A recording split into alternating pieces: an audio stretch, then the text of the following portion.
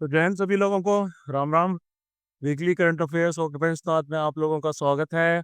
आज हम कवर करने जा रहे हैं दिसंबर 2024 के पार्ट 2 वाले करंट अफेयर्स। ठीक है, आप लोगों तक पीडीएफ करंट अफेयर्स की फरवरी के पार्ट 3 तक पहुंच चुकी है। सीडीएस ड्राइव से इसको डाउनलोड कर लेना, और जो हमारे एमसीक्यूज हैं वो भी अक्टूबर के 144 एमसीक्यूज आप तक पहुंच चुके हैं। ठीक है, इसी की वीकेंड पे नवंबर के 144 एमसीक्यूज भी मोस्ट इंपॉर्टेंट करंट अफेयर्स जो है वो आपके पास आ जाए। ठीक है, and these are our ongoing batches. Specifically मैं चीता बैच के बारे में बताना चाहता हूँ। अगर आप में से कोई ज्वाइन करना चाहता है, CAPF AC 2025 का एग्जाम देना चाहता है, तो आप चीता बैच ज्वाइन कर सकते हैं। ठीक है, ये टोटल ओवरऑल 7 महीने का बैच है, जिसमें 2 महीने बीत चुके। हम लोगों ने ज्योग्राफी कवर कर ली है, तो और भी पोर्शन जो हमने कवर कर लिया है।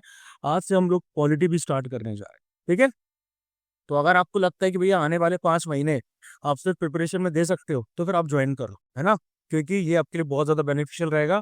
1-to-1 एवेल्युएशन किया जाता है यहाँ पर। पेपर 2 के सारे एलिमेंट्स का 1-to-1 एवेल्युएशन होता है, पर्सनल गाइडेंस रहती है। काफ़ी ज़्यादा बेनिफिशियल रहेगा अगर आप CAPF AC को एम कर रहे हैं तो।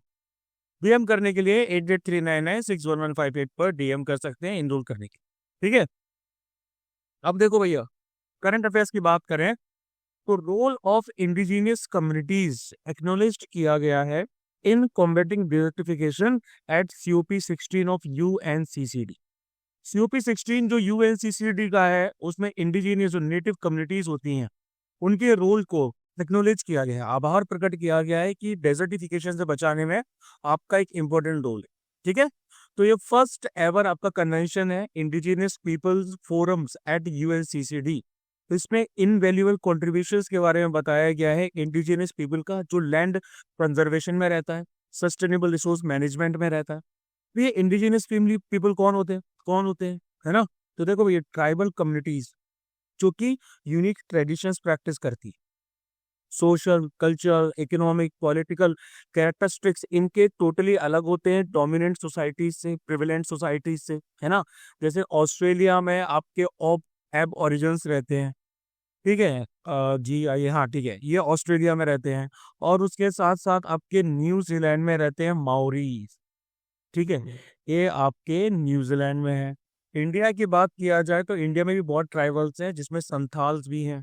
ठीक है, तो ये आपकी वर्ल्ड की 5% पॉपुलेशन को रिप्रेजेंट करते हैं, लेकिन इनको gatekeepers of green areas के तौर पे रिकॉग्नाइज किया गया है, यानी कि 22% प्लेनेट के पार्ट को ये लोग बचा के रखते हैं। ठीक है, अब देखो, डेजर्टिफिकेशन यानी कि कोई भी नॉर्मल सी जमीन है वो बंजर हो रही है, डेजर्ट में तब्दील हो रही है, उसको बचाने में कैसे हेल्प करते हैं ये लोग। ठीक है, तो ये लोग करते हैं रीजेनरेटिव एग्रीकल्चर और एग्रो फॉरेस्ट्री से, जैसे कि पॉलीकल्चर।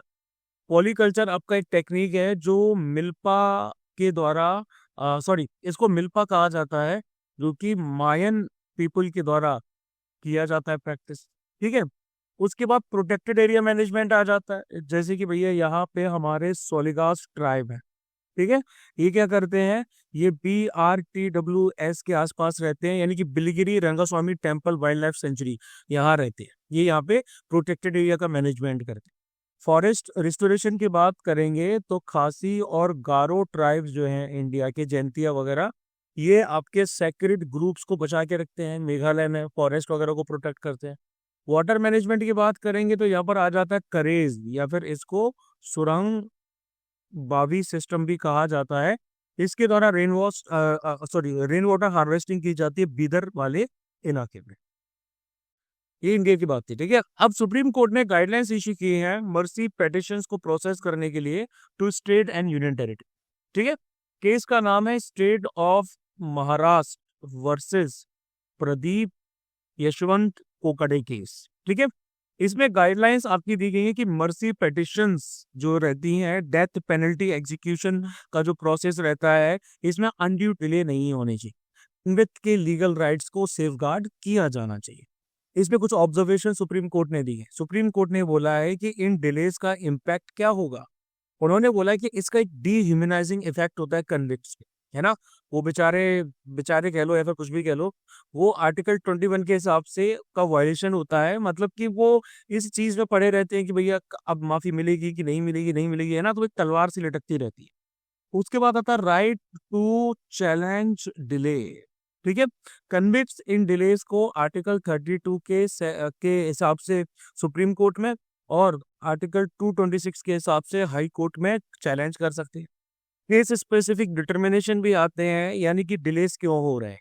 इनऑर्डिनेट डिले जो है इनको डिफाइंड नहीं किया जा सकता और ये केस स्पेसिफिक बेसिस के उस पे ही आते हैं। ठीक है, मर्सी पेटिशन की बात किया जाए, कॉन्स्टिट्यूशनल फ्रेमवर्क अगर इसका देखा जाए तो कॉन्स्टिट्यूशन ने प्रेसिडेंट को आर्टिकल 72 में और गवर्नर को, ये तो प्रेसिडेंट का था, गवर्नर को भैया आपके आर्टिकल 161 में ये पावर दे रखी है कि आप पार्डन दे सकते हैं या फिर आप सेंटेंसेस को कम्यूट भी कर सकते हैं। ठीक है, अब एक केस आया था आपका मारू Ram versus union of India, 1981 का केस था। ठीक है, इसमें ये बोला गया था कि प्रेसिडेंट आपका काउंसिल ऑफ मिनिस्टर्स की एडवाइस को फॉलो करेगा मर्सी पिटीशंस देने में। ठीक है, लीगल फ्रेमवर्क की बात की जाए तो BNSS 2023 भारतीय नागरिक सुरक्षा संहिता 2023 के हिसाब से सेक्शन 472 का 1 क्लॉज में इसको ऐड कर रखा है। आगे बात करते हैं action taken report on performance review and regulation of insurance sector presented in Lok Sabha. ठीक है, देखो इंश्योरेंस सेक्टर की अगर इंडिया में बात करें तो सबसे पहले इंश्योरेंस पेनिट्रेशन की बात हो। ठीक है, अब ये क्या है, इंश्योरेंस पेनिट्रेशन का मतलब है कितने लोगों को इंश्योरेंस की पहुंच है। तो ये आपका 2001-2002 में 2.71% था। ठीक है, उसके बाद 2021-22 में 20 साल बाद 4.2% आ चुका। ग्लोबल एवरेज आपका 7% आता है। ग्लोबल एवरेज 7% आता है। इंश्योरेंस डेंसिटी की बात भी की जाए कि मतलब उसका घनत्व कितना है ना, तो वो आपकी 11.5 2001-2002 में था और अब $91 पहुंच चुका है। ग्लोबल एवरेज आपका 874 आता है। ठीक है, इंश्योरेंस बिजनेस की बात किया जाए तो इंडिया 9th रैंक पे आता है लाइफ इंश्योरेंस केसेस में। मार्केट शेयर 3.23% 2021 में इसका था। अमृत ज्ञान कोश पोर्टल की बात की जाएगी तो अमृत ज्ञान कोश पोर्टल IGOT कर्मयोगी जो प्लेटफॉर्म है, ये जॉइंटली आपका बेसिकली डेवलप किया गया है कैपेसिटी बिल्डिंग कमीशन और कर्मयोगी भारत के द्वारा। ठीक है, कैपेसिटी बिल्डिंग कमीशन का काम रहता है एजुकेटर्स को एम्पावर करना, पब्लिक एडमिनिस्ट्रेशन की क्वालिटी को बढ़ाना, उनकी जो सिविल सर्वेंट्स हैं इनकी बेसिकली ट्रेनिंग्स वगैरह कराई जाती है। ये एक ओवरऑल कॉम्प्रिहेंसिव रिपोजिटरी है ना, एक आपका डिपोजिशन है यहाँ पे इंडिया की बेस्ट प्रैक्टिसेस बताई जाती हैं। ठीक है, जो आपके sustainable development 17 sustainable development goals हैं, इनमें से 15 डेवलपमेंट गोल्स के साथ में ये अलाइंड भी है। डाइवर्स पॉलिसी थीम्स के बारे में बताया जाता है, health, education, agriculture, digital governance. ठीक है, तो IGOT कम्युनिटी प्लेटफॉर्म जो है ये आपका all in one online platform है सिविल सर्विस ऑफिशियल्स के लिए। ठीक है, ये बेसिकली डिस्कशंस होस्ट करता है, उनकी कैरियर्स को मैनेज करता है, रिलायबल असेसमेंट करता है, उनकी कॉम्पिटेंसी को देखता है, ये सब भैया उसका काम रहता है। आगे बात की जाएगी कंज्यूमर कॉन्फिडेंस सर्वे CCS की, तो RBI का सर्वे हुआ है और उसमें बोला गया है कि कंज्यूमर कॉन्फिडेंस इंडिया की इकोनॉमी में कम हुआ है, एम्प्लॉयमेंट में और स्पेंडिंग में ओवरऑल। ठीक है, यानी कि ये हमारा एक इकोनॉमिक इंडिकेटर है जो कि रिफ्लेक्ट करता है कि लोग इकोनॉमी के लिए कितने पॉजिटिव हैं या फिर कितने नेगेटिव है। ऑप्टिमिज्म या पेसिमिज्म उनको बताया जाता है इकोनॉमी और पर्सनल फाइनेंसेस के बारे में, यानी कि इकोनॉमी की हेल्थ को नापा जाता है कंज्यूमर के पर्सपेक्टिव से। ठीक है, अगर हाई कॉन्फिडेंस है तो उससे आप ये समझ लीजिए कि लोग ज्यादा पैसा खर्च करेंगे। ठीक है, रिजर्व बैंक ऑफ इंडिया इसको बेसिकली एक बाय मंथली CCS, हर 2 महीने में होने वाला एक CCS कंज्यूमर कॉन्फिडेंस सर्वे के द्वारा मेजर करता है। ठीक है, दो इंडेक्सेस इसके अंदर आ जाते हैं। करंट सिचुएशन इंडेक्स आता है CSI, इसमें कंज्यूमर के सेंटिमेंट्स को देखा जाता है, इकोनॉमी के बारे में, एम्प्लॉयमेंट के बारे में, प्राइसेस के बारे में, और एक साल पहले से इसको कंपेयर किया जाता है। फ्यूचर एक्सपेक्टेशन इंडेक्स आता है, इसमें एक्सपेक्टेशंस इकोनॉमी, एम्प्लॉयमेंट और प्राइसेस की एक साल बाद देखी जाती है।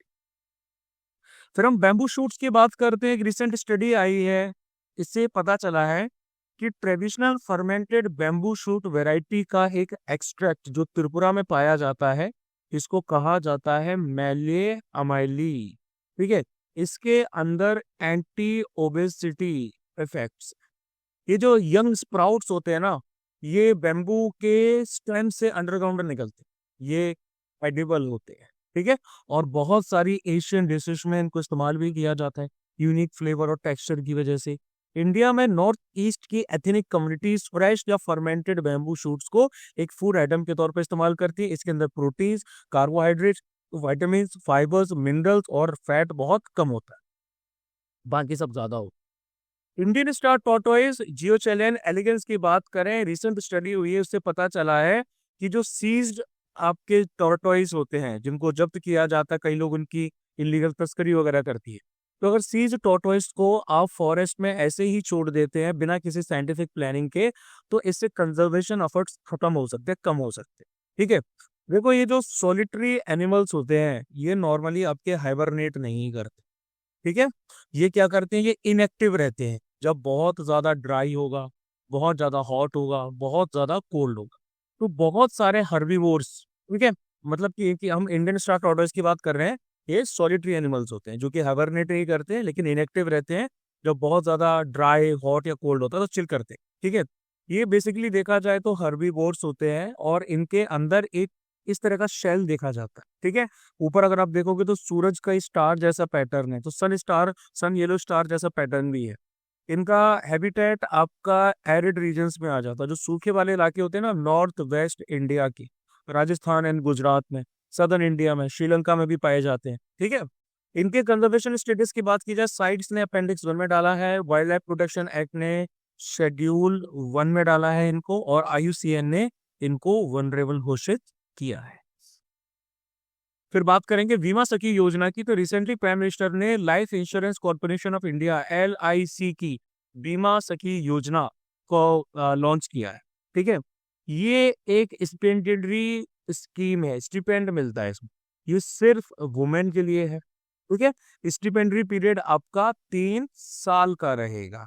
स्टिपेंड 7,000 रुपए पर मंथ का आपको पहले ईयर के लिए मिलेगा, उसके बाद 6,000 रुपए का आपको पर मंथ का सेकेंड ईयर के लिए मिलेगा, और उसके बाद में 5,000 रुपए का जो है पर मंथ का आपको थर्ड ईयर के लिए मिलेगा, लेकिन इसमें रहेंगी कंडीशंस। ठीक है, इसका टारगेट है 2 लाख वुमेन को एम्प्लॉयमेंट प्रोवाइड करना। एज रहेगी 18 to 70 ईयर्स और एजुकेशन 10th पास एटलीस्ट होना चाहिए। ठीक है, इनको ट्रेनिंग दी जाएगी जिसके बाद ये LIC एजेंट्स के तौर पे सर्व कर सकते हैं। इनको LIC डेवलपमेंट ऑफिसर के रोल के लिए भी कंसिडर किया जा सकता है। आगे बात करेंगे, यूनियन गवर्नमेंट ने 26 RBI गवर्नर का नाम बता दिया है, अपॉइंट कर दिया है। ठीक है, सेंटर ने basically revenue secretary Sanjay Malhotra ji, ये पहले रेवेन्यू सेक्रेटरी थे संजय मल्होत्रा जी, इनको 26 RBI गवर्नर बनाया है। ठीक है, इससे पहले जो आपके एग्जिस्टिंग गवर्नर थे, इनकम्बेंट गवर्नर थे शक्तिकांत दास, उनका 6 साल का जो टर्म है वो दिसंबर 10, 2024 को खत्म। अब देखो, इनका अपॉइंटमेंट किया जाता है सेंट्रल गवर्नमेंट के द्वारा RBI एक्ट 1934 को फॉलो करके। ठीक है, प्रोसेस क्या होता है, financial sector regulatory appointment search committee होती है आपकी। ठीक है, इसमें कैबिनेट सेक्रेटरी रहते हैं, करंट जो हमारे RBI के गवर्नर हैं वो भी इसके अंदर में शामिल रहते हैं। ठीक है, फाइनेंशियल सर्विसेज सेक्रेटरी रहते हैं और 2 इंडिपेंडेंट मेंबर रहते हैं आपके, और ये सब रहते हैं। तो ये आपके कैंडिडेट्स को शॉर्टलिस्ट करते हैं मिलके। फाइनल अपॉइंटमेंट आपका कैबिनेट कमेटी ऑन अपॉइंटमेंट्स के द्वारा किया जाता है, जिसको PM हेड करते हैं।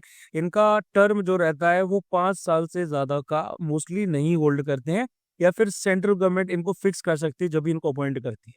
ठीक है, इनको दोबारा रीअपॉइंटमेंट के लिए भी एलिजिबल करार दिया जाता है। बल्गेरिया की बात करें जिसकी कैपिटल है सोफिया, तो ऑस्ट्रिया क्या है आपका, रोमानिया और बुल्गारिया जो है, जो कि फुल मेंबर्स बनना चाहते हैं शेंगेन फ्री ट्रैवल एरिया के। शेंगेन जोन आपको पता होगा जो कि यूरोप में है ना, तो ऑस्ट्रिया ने वीटो लगा दी, रोमानिया और बुल्गारिया। ठीक है, और देखो बुल्गारिया की बात करें तो ये आपकी साउथ ईस्ट यूरोप की वाली कंट्री आ जाती है, जो कि बाल्कन पेनिसुला में है। ये पूरा का पूरा एरिया आपका बाल्कन स्टेट्स में आता है। ठीक है। नॉर्थ में देखा जाए तो भैया रोमानिया है। साउथ में देखा जाएगा तो यहाँ पर तुर्की आ जाता है, यहाँ पर ग्रीस आ जाता है। और वेस्ट में देखा जाए तो यहाँ पर आपका नॉर्थ मैसेडोनिया और सर्बिया आ जाते हैं। ठीक है। वाटर बॉडी की बात की है तो ब्लैक सी जो है ये इसके आ जाता है ईस्ट की तरफ। और ये नेटो का मेंबर है, यूरोपियन यूनियन का भी मेंबर है। यहाँ का क्लाइमेट आपको पता है कि इस तरफ कैसा क्लाइमेट होगा, या तो कॉन्टिनेंटल है। ठीक है। मतलब कॉन्टिनेंटल और मेडिटेरेनियन जो है वो दोनों क्लाइमेट यहाँ पर आता है। ठीक है। मेजर रिवर्स में यहाँ पर है डेन्यूबे, मेरित्सा, स्ट्रूमा, ये रिवर्स आती है। हाईएस्ट पीक का नाम है मुसा। अब उसके बाद सुप्रीम कोर्ट ने परमानेंट कमीशन एक वुमेन आर्मी ऑफिसर को ग्रांट कर दिया है। सुप्रीम कोर्ट ने आर्टिकल 142 की पावर्स को इस्तेमाल किया है कॉन्स्टिट्यूशन की। और एक वुमेन आर्मी ऑफिसर है जिनका नाम है लेफ्टिनेंट कर्नल सुप्रीता चंदेल। ठीक है। केस का नाम ही यही था, lieutenant colonel Suprita Chandel versus union of India and others. ठीक है। इस केस के अगर ओवरऑल बैकग्राउंड की तरफ देखें तो 2013 में एक अमेंडमेंट हुआ था ओरिजिनल पॉलिसी में। आर्म्ड फोर्सेस ट्रिब्यूनल ने एप्लीकेंट्स को रिलीफ प्रोवाइड किया था, उनको वन टाइम एज रिलैक्सेशन भी दे दिया था। लेकिन अपेलेंट को बेसिकली बेनिफिट डिनाई कर दिया गया था कि वो ओरिजिनल केस में पार्टी नहीं थी, तो उनको ये बेनिफिट नहीं मिले। सुप्रीम कोर्ट ने उनको बेसिकली रिलीफ प्रोवाइड कर दिया है। उन्होंने बोला है कि जो आपके जैसे ही सिमिलरली सिचुएटेड कैंडिडेट्स के साथ अगर ये हुआ है तो फिर ये आपके साथ भी होना चाहिए। ठीक है। ये ऑटोमेटिकली उन लोगों तक भी एक्सटेंड हो जाएगा जिन्होंने अपने केसेस में लिटिगेशन दायर नहीं किया था, लेकिन वो सेम सिचुएशन पर आ जाते हैं। कोर्ट ने सिमिलर जजमेंट्स बताया था अपने। एक तो उन्होंने बताया अमृत लाल बैरी का केस 1975, और के आई शेफर्ड केस के बारे में भी बताया था 1987।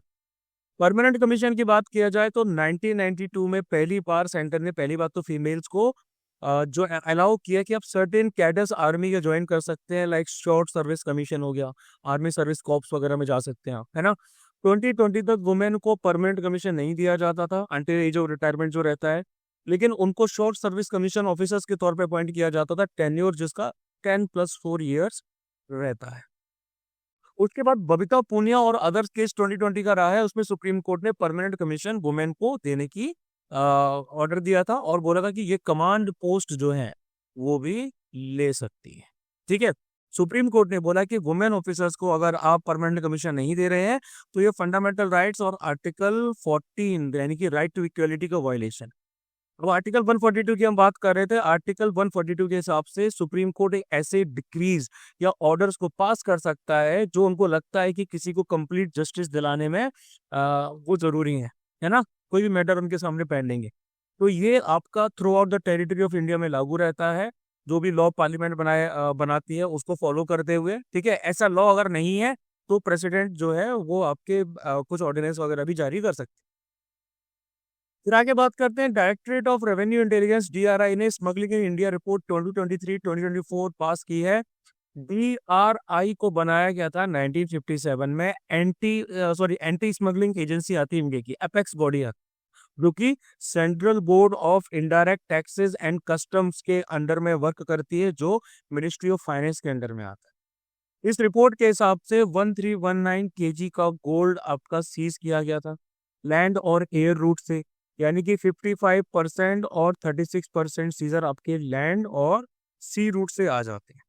क्वांटिटी ऑफ कोकीन जो इंडिया में स्मगल की गई थी एयरपोर्ट्स के जरिए वो 9% बढ़ चुकी। इलीगल वाइल्ड लाइफ प्रोडक्ट्स भी इन्होंने पकड़े हैं, एलिफेंट टस्क हाथी दांत 53 केजी के। ठीक है। अब भैया इंडिया में स्मगलिंग क्यों होती है इतना ज्यादा? सबसे पहली बात है हमारी geographical location. Major drug trafficking routes के अंदर में हम आ जाते हैं। ठीक है। जैसे कि आपका डेथ क्रेसेंट आता है, डेथ क्रेसेंट आता है अफगानिस्तान ईरान पाकिस्तान का। डेथ ट्रायंगल भी आता है आपका म्यांमार लाओस और थाईलैंड का। हमारे बॉर्डर्स बहुत एक्सटेंसिव है, पोरस है लैंड, पोरस लैंड बाउंड्रीज है, आराम से लोग आ जा सकते हैं। कई जगह ऐसा ही है ना, डिफिकल्ट टेरेन है। कोस्ट लाइन भी हमारा 11,000 किलोमीटर से ज्यादा की है। हाई डोमेस्टिक डिमांड है। कल्चरल एफिनिटी, भाई हमें गोल्ड ज्यादा चाहिए होता है पॉपुलेशन बढ़ रही है, नारकोटिक्स की डिमांड जो है वो भी एक हमें लुक्रेटिव स्मगलिंग मार्केट बनाती है, और इकोनॉमिक फैक्टर्स तो आ ही जाते हैं। आगे बात करते हैं, आईआईटी मद्रास ने इंडिया का पहला हाइपरलूप ट्रैक को टेस्ट किया है। आईआईटी मद्रास ने इंडिया का पहला हाइपरलूप ट्रैक, जिसकी लेंथ 410 मीटर की है, इसको इन्होंने अनवेल किया। ये एक प्रोटोटाइप रहेगा आपका, जो कि हाइपरलूप फिजिबिलिटी को इंडिया की कंडीशंस में जांचेगा। ठीक है, मुंबई से लेके पुणे के रूट को सिलेक्ट किया गया है इंडिया के पहले फुल स्केल हाइपरलूप सिस्टम के लिए। हाइपरलूप एक हाई स्पीड ट्रांसपोर्टेशन सिस्टम होता है जिसमें लो प्रेशर ट्यूब रहता है। ठीक है, जिसमें कैप्सूल्स आपके बिना फ्रिक्शंस के, बिना एयर रेजिस्टेंस के ट्रेवल करते हैं। पहली बार एलॉन मस्क ने इसको 2013 में प्रपोज किया। फिर हम बात करेंगे process of removal of Rajya Sabha chairperson. तो अपोजिशन ने एक मोशन रेज किया है, नो कॉन्फिडेंस, अविश्वास का एक मोशन रेज किया है राज्यसभा के चेयरपर्सन के अगेंस्ट, जो हमारे डिप्टी वाइस प्रेसिडेंट भी है। अब देखो, आर्टिकल 64 के हिसाब से वाइस प्रेसिडेंट जो है वो एक्स ऑफिशियो, यानी कि जो बंदा वाइस चेयरपर्सन, सॉरी, जो बंदा वाइस प्रेसिडेंट बनेगा वो ऑटोमेटिकली चेयर, राज्यसभा का चेयरमैन नहीं बनेगा। ठीक है, कॉन्स्टिट्यूशनल रिमूवल प्रोसीजर क्या है? तो 14 दिन का नोटिस जो है वो देना पड़ता है रेजोल्यूशन देने से पहले, है ना। क्लियर इंटेंशंस बताए जाते हैं, फिर रेजोल्यूशन पास किया जाता है। आर्टिकल 67 के सेक्शन बी के हिसाब से प्रेसिडेंट, वाइस प्रेसिडेंट को आप एक रेजोल्यूशन के जरिए हटा सकते हो, जो राज्यसभा ने पास किया हो सारे मेंबर्स की मेजोरिटी के द्वारा, यानी कि स्पेशल मेजोरिटी के द्वारा, और लोकसभा में सिंपल मेजोरिटी के द्वारा उसको पास किया गया हो, है ना। प्रेसिडेंट के रिमूवल के प्रोविजन से अलग कॉन्स्टिट्यूशन ने स्पेसिफिकली वाइस प्रेसिडेंट के रिमूवल के बारे में कुछ नहीं बताया, ये बाद में एक्ट वगैरह के जरिए लागू किया गया है। फिर आ जाते हैं international crop research institute for semi arid tropics, ICRISAT। ICRISAT ने पहला इंडस्ट्रियल डिजाइन बनाया है, आपका डिजाइन पेटेंट बनाया है इंडिया में, एक solar powered water hyacinth harvester के लिए। ये जो जलकुंभी होती है ना, पानी में आ जाती है, जिसको वाटर हाइसेंथ कहा जाता है, उसको इसके जरिए हटाया जाएगा। ये जो हार्वेस्टर एक प्रैक्टिकल सॉल्यूशन है रूरल फार्मिंग कम्युनिटीज के लिए, जो कि तालाबों में, नदियों में वाटर हाइसेंथ के इन्फेस्टेशन से जूझ रही है। ये एक इन्वेजिव स्पीसीज होती है जो पानी में जाती है और जाके कब्जा कर लेती है। इंडिया में इसको ऑर्नामेंटल पर्पसेस के लिए लाया गया था ब्रिटिश काल में, साउथ अमेरिका की नेटिव है शायद ये, और लेकिन उसके बाद में इसने पूरा एरिया कवर कर लेती है, मेरीन लाइफ को खत्म कर देती है। ठीक है, ये आपका जो सिस्टम है कॉस्ट इफेक्टिव है, टाइम बचाता है, और आपकी लेबर को भी बचाता है, क्लीन एनर्जी का इस्तेमाल करता है। इसको सेमी स्किल्ड या फिर अनस्किल्ड वर्कर्स भी ऑपरेट कर सकते हैं। ठीक है, अब उसके बाद में ICRISAT की बात करें तो इनका हेडक्वार्टर इंडिया में है। 1972 में इनको इस्टेब्लिश किया गया था। इंटरनेशनली रिकॉग्नाइज्ड ऑर्गेनाइजेशन है जो ड्राईलैंड फार्मिंग को इम्प्रूव करती है, एग्री फूड सिस्टम्स को इम्प्रूव करती है, जिससे hunger, mail nutrition, environmental degradation Asia के ड्राईलैंड्स वगैरह में एड्रेस किया जा सके। T+0 सेटलमेंट साइकिल की बात करेंगे। सेबी यानी कि securities and exchange board of India ने optional T+O rolling settlement cycle का स्कोप बढ़ा दिया है ना। ऑप्शनल T+0 जो सेटलमेंट साइकिल है, ये आपके टॉप 500 स्टॉक्स को अवेलेबल रहेगी in terms of market cap as of December 31। यानी कि एक ऐसा मैकेनिज्म है जहां पर ट्रेड्स का सेटलमेंट जो है ये आपका ट्रेड डेट पर ही कर लिया जाए। अभी तक इंडिया पहले T+2 फॉलो करता था, ये आपका बेसिकली ग्लोबल बिजनेस स्टैंडर्ड है, ट्रिप के 2 दिन बाद सेटलमेंट होना। इंडिया ने T+1 पे स्विच कर लिया था कि भैया 1 दिन बाद, और अब हम जो है T+0 पे करने जा रहे हैं। ठीक है, यानी कि जो शेयर्स होते हैं वो इन्वेस्टर्स के अकाउंट में ट्रेड के दिन ही क्रेडिट कर दिए जाएंगे। सेल्फ ट्रांजेक्शन में मनी जो है वो सेम डे पर आपके अकाउंट में पहुंच जाएगा। सारे इन्वेस्टर्स एलिजिबल हैं, करेंटली ये ऑप्शनल है। कोस्टल हार्डनिंग की बात करेंगे, स्टडी के हिसाब से 33% वर्ल्ड के जो सैंडी बीचेस हैं, रेतीले बीचेस हैं, ये अब हार्ड होते जा रहे हैं। ठीक है, बे ऑफ बंगाल आपका 84% कोस्टल हार्डनिंग के साथ सबसे नंबर 1 पर है। यानी कि ये बेसिकली आपके कुछ ऐसे रिजिड सेमी इम्परमिएबल स्ट्रक्चर्स आ जाते हैं जो ह्यूमंस ने क्रिएट किए हैं, जो नेचुरल लैंडस्केप को तब्दील कर रहे हैं, है ना। इससे शोरलाइन रिट्रीट, शोरलाइन अगर आपके पीछे की तरफ जाना चाह रही है तो वो नहीं जा सकती। लैंड वार्ड ट्रांसलेशन हो जाता है सैंडी बीचेस का, सैंडी बीचेस यहीं तक सीमित रह जाती, ठीक है। इन स्ट्रक्चर में आपके सी वॉल्स भी आ सकती हैं, हार्बर्स हैं, रोड्स हैं, हाईवेज हैं, रेलवे रिवेटमेंट्स भी आ सकते हैं, ठीक है। इसके इम्पैक्ट्स आ जाते हैं, यानी कि बायोडाइवर्सिटी जो है वो आपकी कम हो सकती है, ठीक है। इकोसिस्टम फंक्शनिंग कम हो जाती है, फिशरीज प्रोडक्शन वगैरह, इकोलॉजिकल कम्युनिटीज जो है उनके अंदर चेंजेस आ जाते हैं और सैंडी कोस्ट लाइन भी कम हो जाती है। आईएनएस तुशील की बात करेंगे। आईएनएस तुशील यानी कि F-70 को इंडियन नेवी में कैलिनिनग्राड सॉरी ग्रेड रशिया में इसको कमीशन किया गया, ठीक है। ये आपकी अपग्रेडेड क्रेवेक 3 क्लास फ्रिगेट है, ठीक है। और उसके साथ साथ ये 7th शिप आ जाता है प्रोजेक्ट 1135.6। प्रोजेक्ट 1135.6 में 6 शिप्स आ जाते हैं सर्विस में, जिसमें से 3 तो जो है वो तलवार क्लास के हैं और टेक क्लास के हैं जो कि रशिया में बने।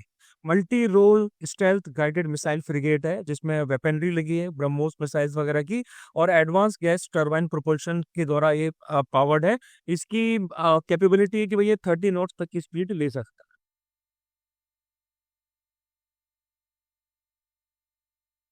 फिर हम बात करते हैं रिसीवेबल्स सिक्योरिटाइजेशन की।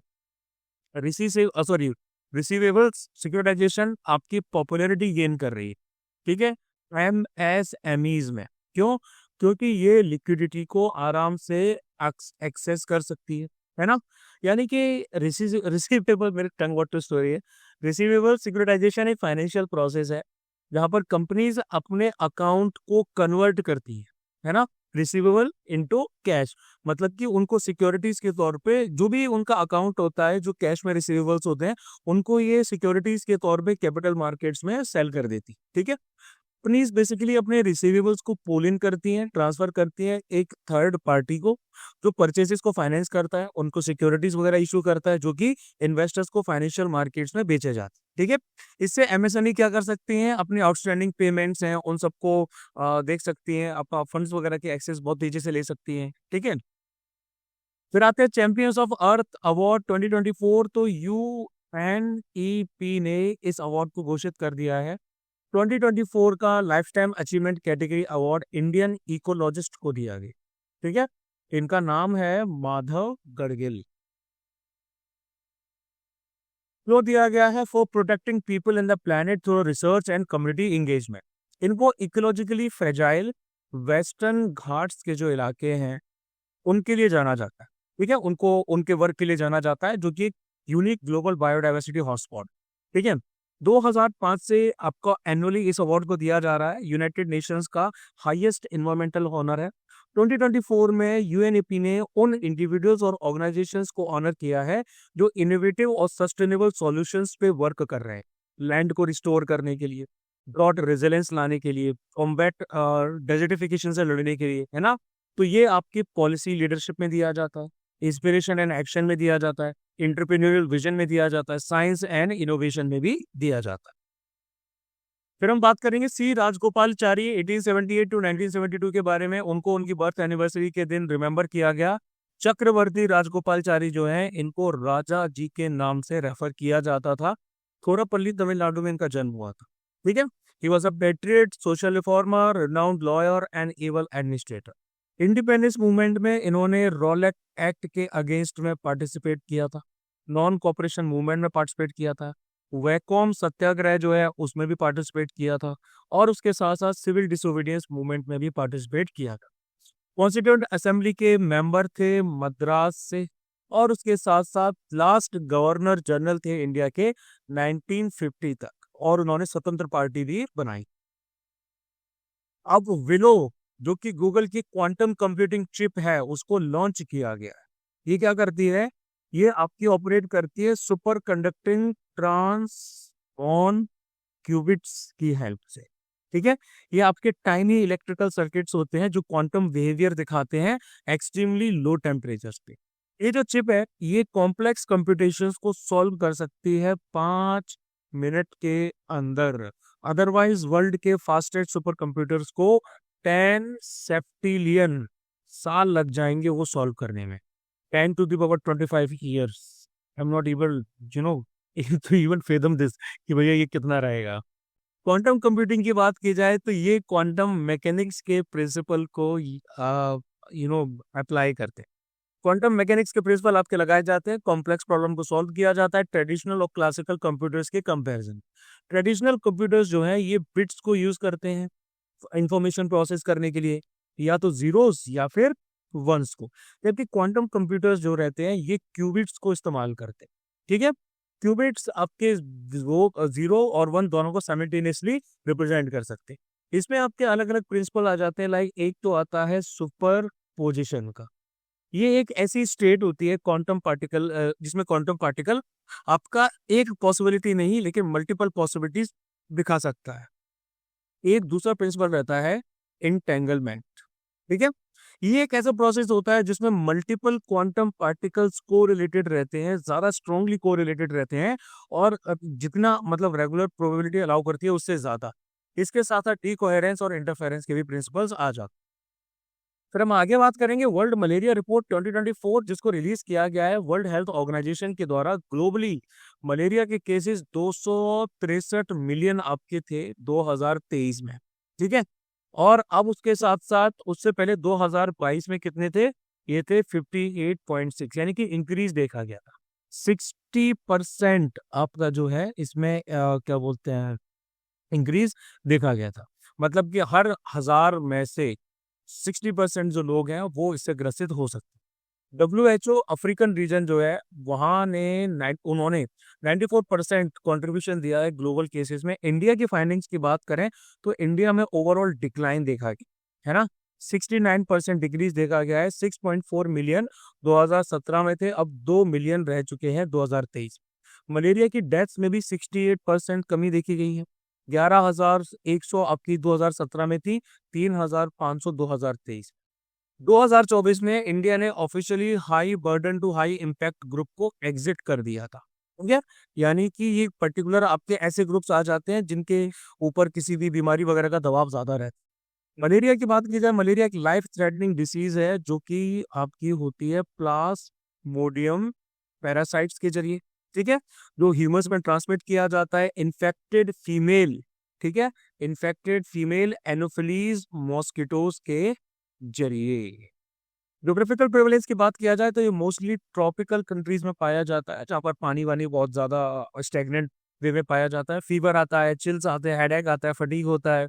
5 प्लास्मोडियम की स्पीसीज हैं जो मलेरिया ह्यूमंस में करती है। ठीक है, आपका फाल्सीपैरम है, वाइवेक्स है, मलेरियाई है, ओविले है और नॉल्सेई है। फाल्सीपैरम और वाइवेक्स जो है ये सबसे ज्यादा थ्रेट पोजेस करता है। मलेरिया की वैक्सीन भी आई हैं, RTS-SAS01 वैक्सीन। WHO ने पहली वैक्सीन 2021 में अप्रूव की थी। उसके बाद R21 मैट्रिक्स M, WHO ने इसको 2023 में अप्रूव किया था। अब आगे बात करेंगे जेम्स वेब स्पेस टेलीस्कोप जो है, उन्होंने ये कंफर्म किया है कि यूनिवर्स एक अनएक्सपेक्टेड रेट पे स्पेंड कर रहा है। ठीक है, यानी कि की फाइंडिंग्स आई हैं, डेटा आया है नासा के जेम्स वेब स्पेस टेलीस्कोप से। इन्होंने ये कंफर्म किया है, और ये हबल स्पेस टेलीस्कोप ने भी पहले बताया था कि यूनिवर्स की जो एक्सपेंशन रेट है ये 8% से भी ज्यादा है। ठीक है, अब देखो हबल का जो लॉ है वो क्या कहता है। हबल के लॉ को हबल्स कांस्टेंट कहा जाता है। वो ये बोलता है कि यूनिवर्स आपका एक्सपेंड कर रहा है 67 टू 68 किलोमीटर पर सेकंड के हिसाब से, पर सेकंड पर मेगा पर सेक।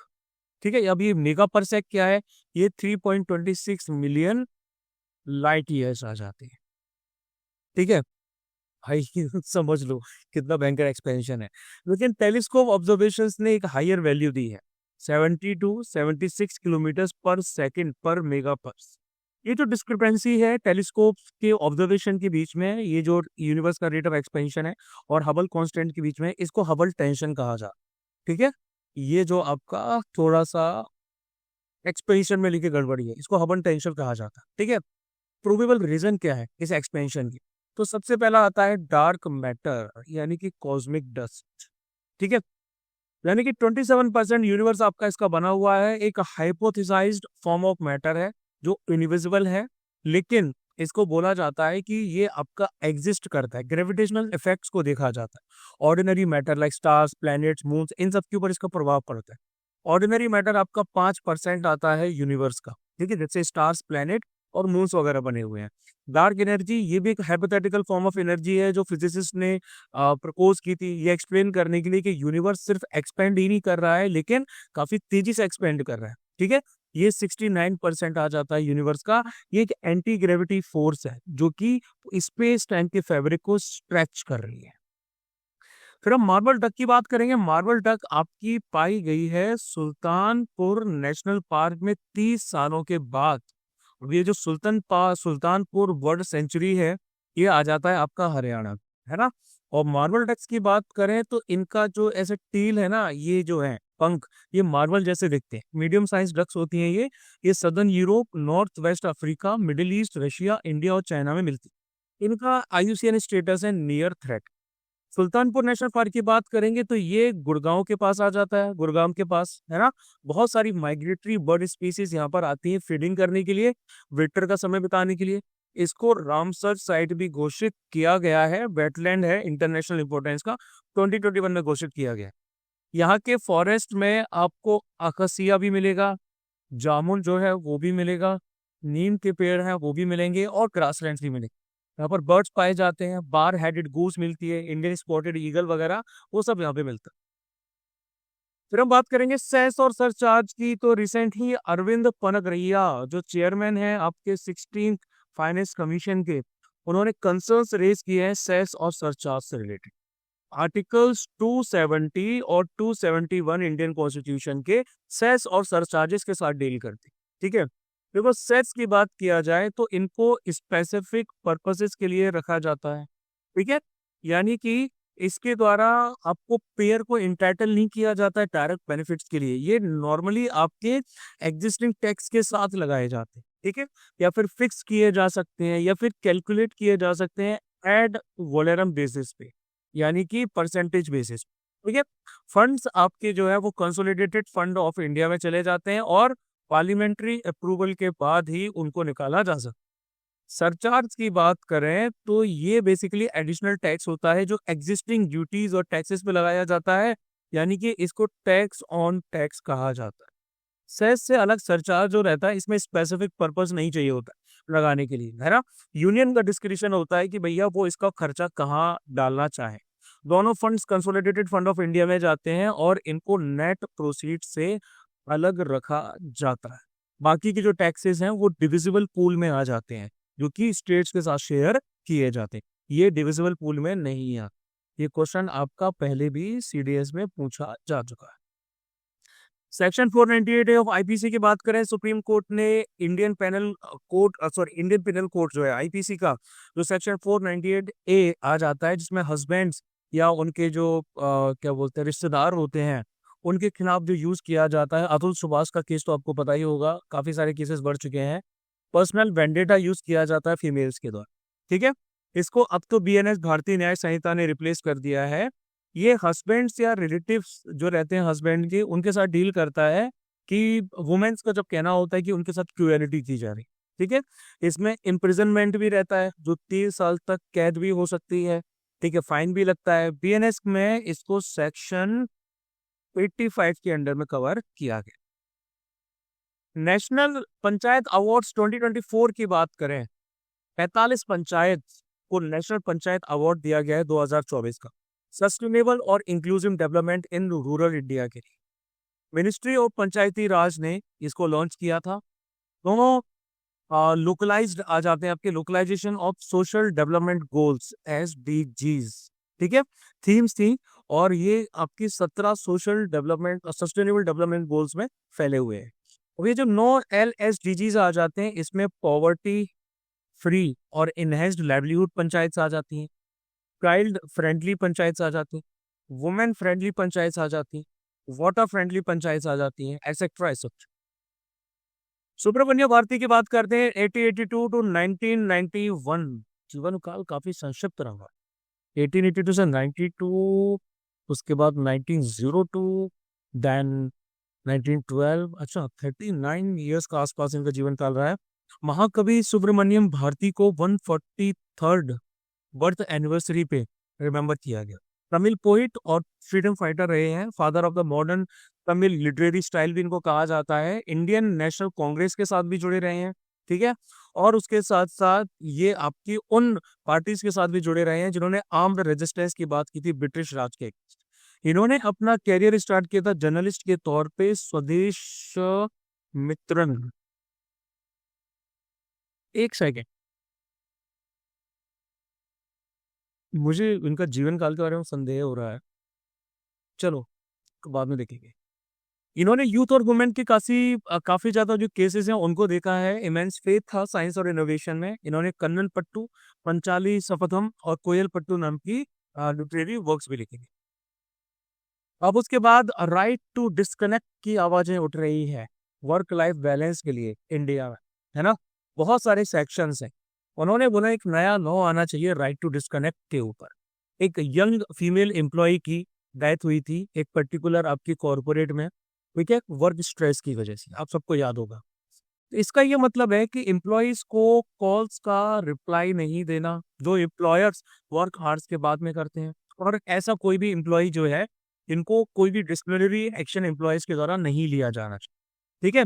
अगर इसके स्टेटस की अगर हम बात करें, करेंटली इंडिया के पास ऐसे कोई स्पेसिफिक लॉज नहीं है जो right to disconnect from work को रिकॉग्नाइज करता।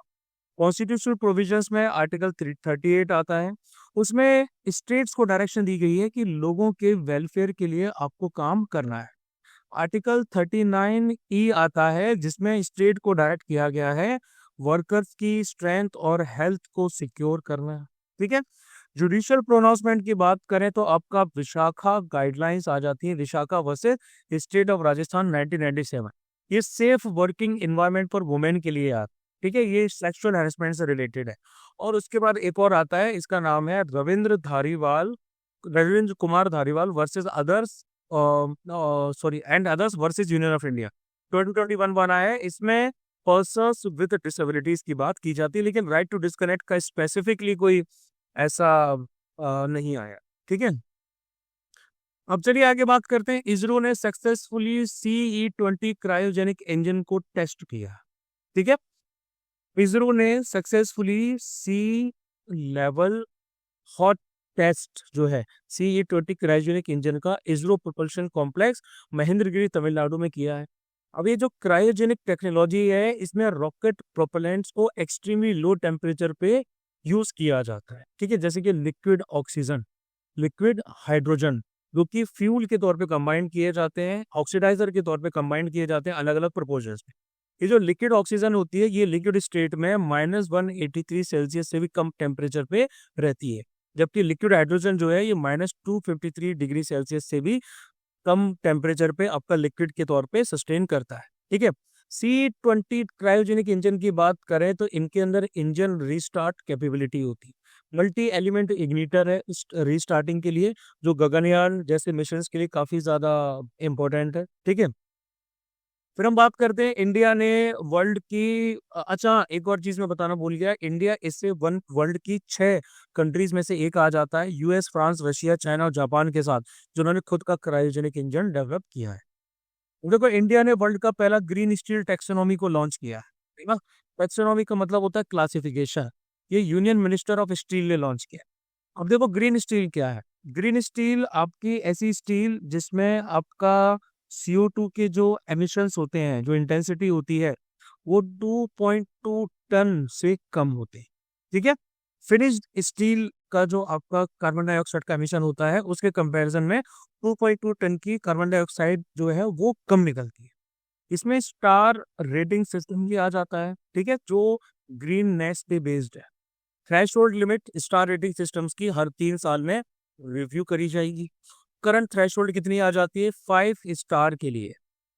5 स्टार ग्रीन रेटेड स्टील के लिए 1.6 टन से कम एमिशंस होने चाहिए, ठीक है। 4 स्टार के लिए 1.6 से लेके 2 टन के बीच में होनी चाहिए, ठीक है। 3 स्टार के लिए आपका 2 पॉइंट से लेके 2.22 टन, सॉरी 2.2 टन के बीच में होना चाहिए।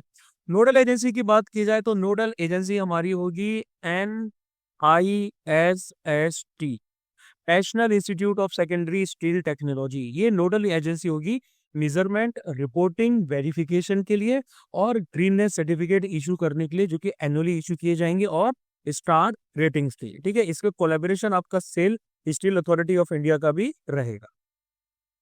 आगे बात करते हैं, सेंटर में face contempt of court for failing to implement October 2023 judgment on manual scavenging.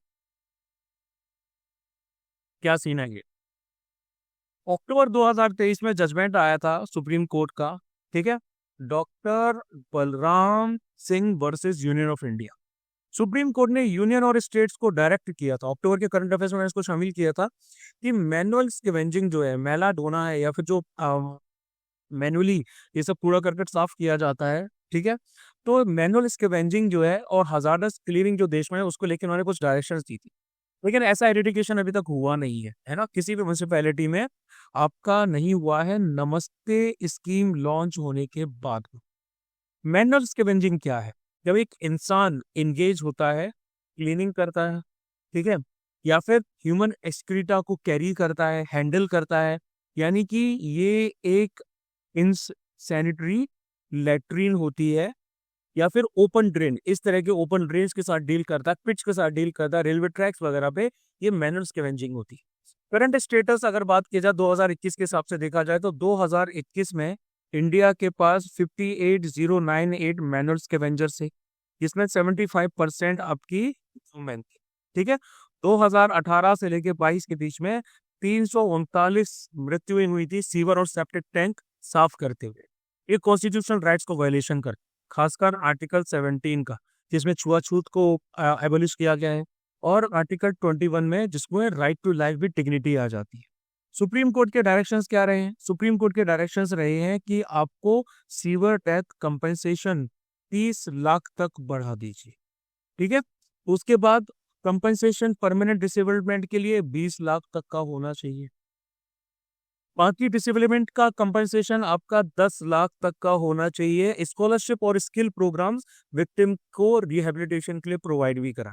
ठीक है, prohibition of employment as manual scavengers and their rehabilitation act 2013 में मैनुअल स्कैवेंजिंग को प्रोहिबिट किया गया है। इसमें बोला गया है एक्सक्रीटा जो रहता है उसको प्रोटेक्टिव गियर से अगर साफ किया जाता है तो वो मैनुअल स्कैवेंजिंग में नहीं माना जाता है। ठीक है, अगर आप डायरेक्टली हाथ लगाते हैं तो उसको माना जाता है।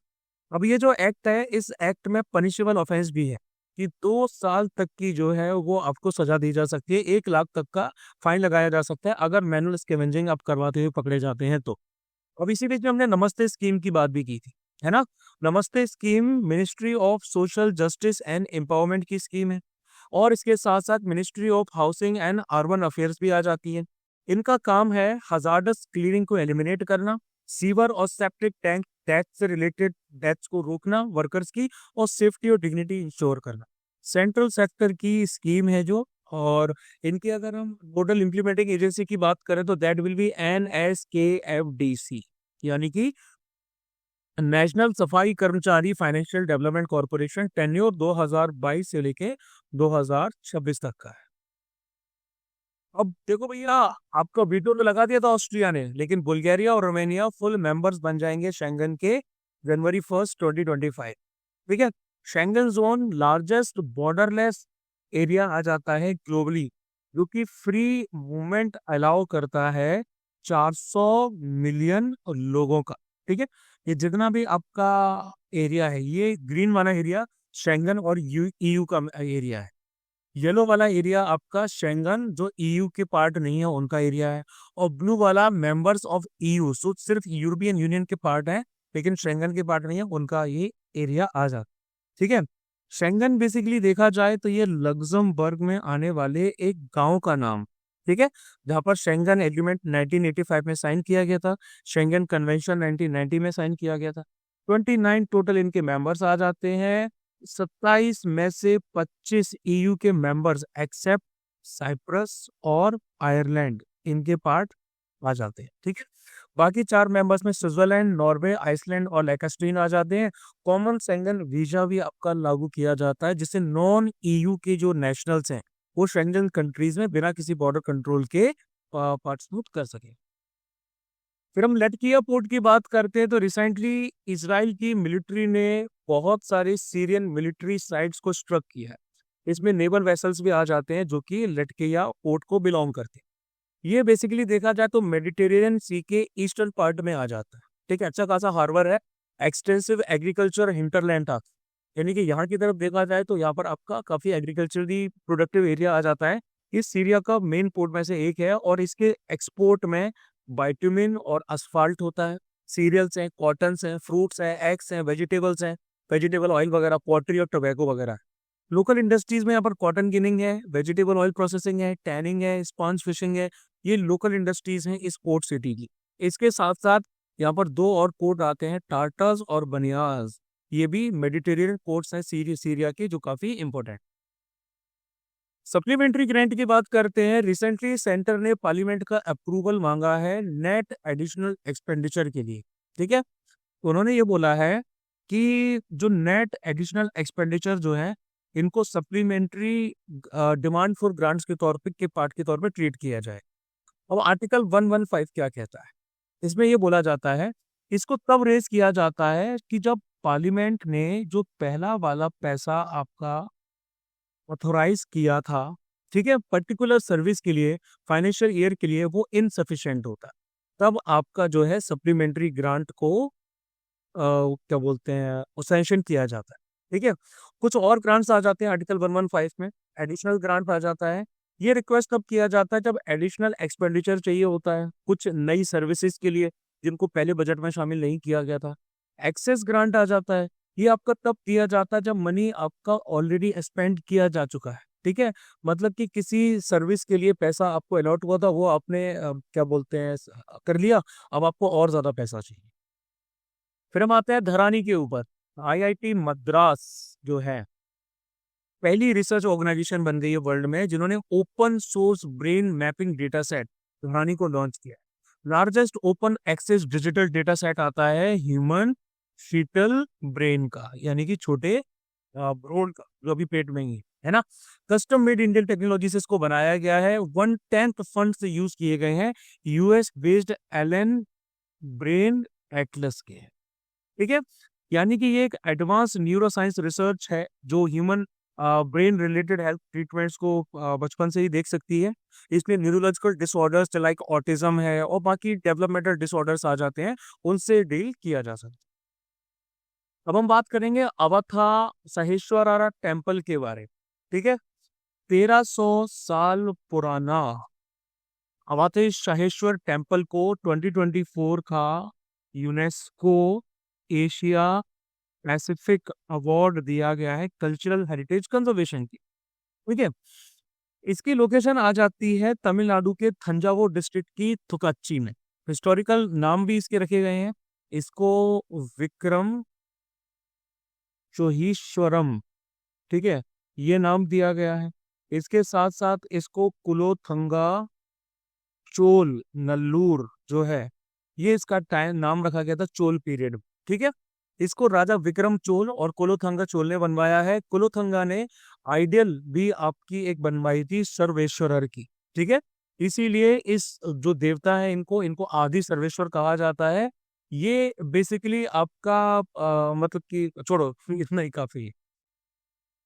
फिर हम बात करते हैं फाइड वर्ल्ड चेस चैंपियनशिप के बारे में। ठीक है, 18 साल के गुकेश दोमराजू जो हैं वर्ल्ड के यंगेस्ट चेस चैंपियन बन चुके हैं। चाइना के डिंग लेरेन को इन्होंने हराया है। ये जो इंडियन प्रोडिगी हैं, ये 12 साल में ग्रैंड मास्टर भी बन गए थे। ठीक है, 18th चैंपियन है। पहले टाइटल सॉरी क्या बोलते हैं, जो पहला टाइटल था उसके कंपैरिजन में।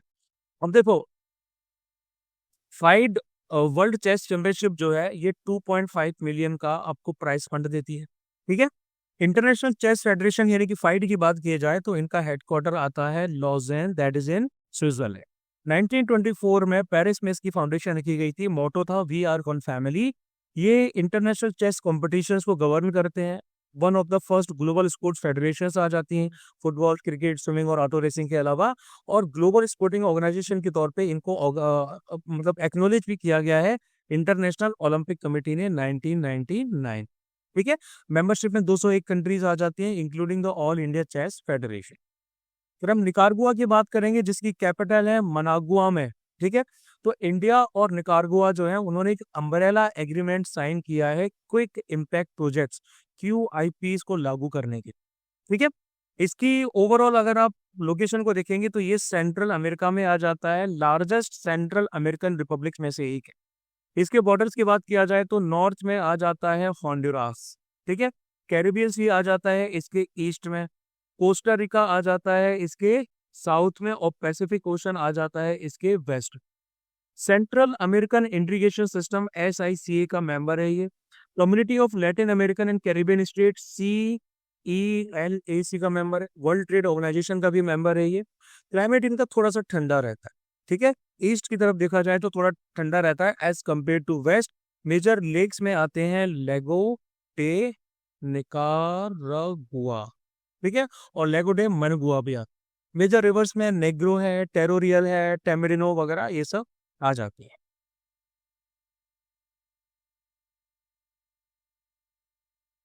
अब देखो उसके बाद क्या होता है कि इम्पीचमेंट मोशन मूव किया गया है हाई कोर्ट के जज के अगेंस्ट राज्यसभा में हटाने के लिए। ठीक है, तो रिसेंटली आपका जो इलाहाबाद हाई कोर्ट के जज हैं, ठीक है, उनको हटाने के लिए मोशन राज्यसभा में स्टार्ट किया गया है। ये जो इम्पीचमेंट प्रोसेस है इसका एम आता है कि जुडिशियल इंटीग्रिटी को मेंटेन किया जाए, अकाउंटेबिलिटी को मेंटेन किया जाए, है ना। यानी कि अभी तक हमारे टोटल 6 अटेम्प्ट्स किए जा चुके हैं जजेस को इंडिपेंडेंस से हट इम्पीच करने के लिए, और उनमें से कोई भी अभी तक सक्सेसफुल नहीं रहा। उन्होंने कुछ बयान दिए थे जिनको इंडियन मीडिया और जजेस वगैरह ने, बाकी जुडिशरी ने कंट्रोवर्शियल माना। उन्होंने बेसिकली बोला था कि मेजोरिटी जो है देश में पॉलिसीज मेजोरिटीज के हिसाब से बननी चाहिए, ऐसे ही रिलेटेड कुछ उन्होंने बयान दी। ठीक है, अब देखो कॉन्स्टिट्यूशनल प्रोविजंस क्या है। कॉन्स्टिट्यूशन ने इम्पीचमेंट नाम का वर्ड तो इस्तेमाल नहीं किया है, लेकिन इसको रेफर किया जाता है उन प्रोसीडिंग्स को बताने के लिए जो कि आर्टिकल 124 के अंदर में आती है, यानी कि रिमूवल ऑफ सुप्रीम कोर्ट जज, और आर्टिकल 218 यानी कि removal of a high court जज।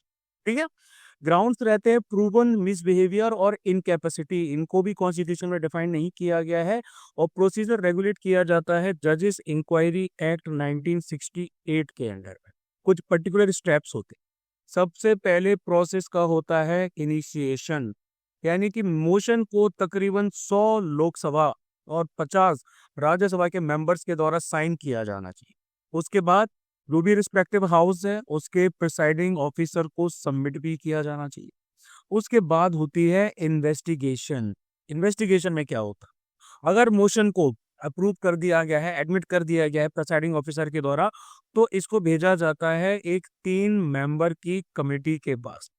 ठीक है, अभी जो 3 मेंबर की कमेटी होती है इसमें चीफ जस्टिस ऑफ इंडिया रहते हैं या फिर कोई भी एक जज रहता है सुप्रीम कोर्ट का।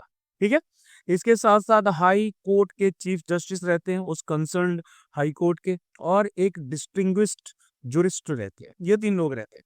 कमेटी चार्जेस को इन्वेस्टिगेट करती है, एक रिपोर्ट को सबमिट करती है या तो स्पीकर के पास या फिर चेयरमैन के पास अपनी फाइंडिंग्स और ऑब्जर्वेशंस के साथ। स्पीकर या चेयरमैन क्या करेंगे, इस रिपोर्ट को फर्दर लोकसभा या फिर राज्यसभा के सामने रखें। अगर कमिटी जज को गिल्टी प्राप्त करती है कि भैया ये गिल्टी है, तो रिपोर्ट को हाउस के द्वारा अडॉप्ट कर लिया जा। ठीक है, जहां पर भी इसको इंट्रोड्यूस किया था। पार्लियामेंट्री अप्रूवल की बात करें तो डिबेट और वोटिंग दोनों हाउसेस ऑफ पार्लियामेंट में स्पेशल मेजोरिटी वाली चाहिए, है ना। स्पेशल मेजोरिटी चाहिए होता है, यानी कि 2/3 मेजोरिटी के मेंबर्स प्रेजेंट हैं, वोट कर रहे हैं, और मेजोरिटी टोटल मेंबरशिप की है। प्रेसिडेंशियल एक्शन की बात करें तो अगर दोनों हाउसेस पास हो जाते हैं तो मोशन प्रेसिडेंट के पास भेजा जाता है उनके फाइनल अप्रूवल के लिए। ठीक है, आगे बात करते हैं the disaster management amendment bill 2024 passed by Lok Sabha. इस बिल के द्वारा एग्जिस्टिंग डिजास्टर मैनेजमेंट एक्ट 2005 को किया जाएगा अमेंड। ठीक है, यानी कि डिजास्टर मैनेजमेंट को इस तरीके से पूरे प्रोसेस को इम्प्रूव किया जाना है कि डेवलपमेंट प्लान्स में इसको शामिल किया जाना है। ठीक है, जो 15th फाइनेंस कमीशन के रिकमेंडेशंस हैं उनके साथ अलाइंड करना है। कुछ पर्टिकुलर की चेंजेस भी बिल में आते हैं, जैसे कि प्रिपरेशन ऑफ प्लान।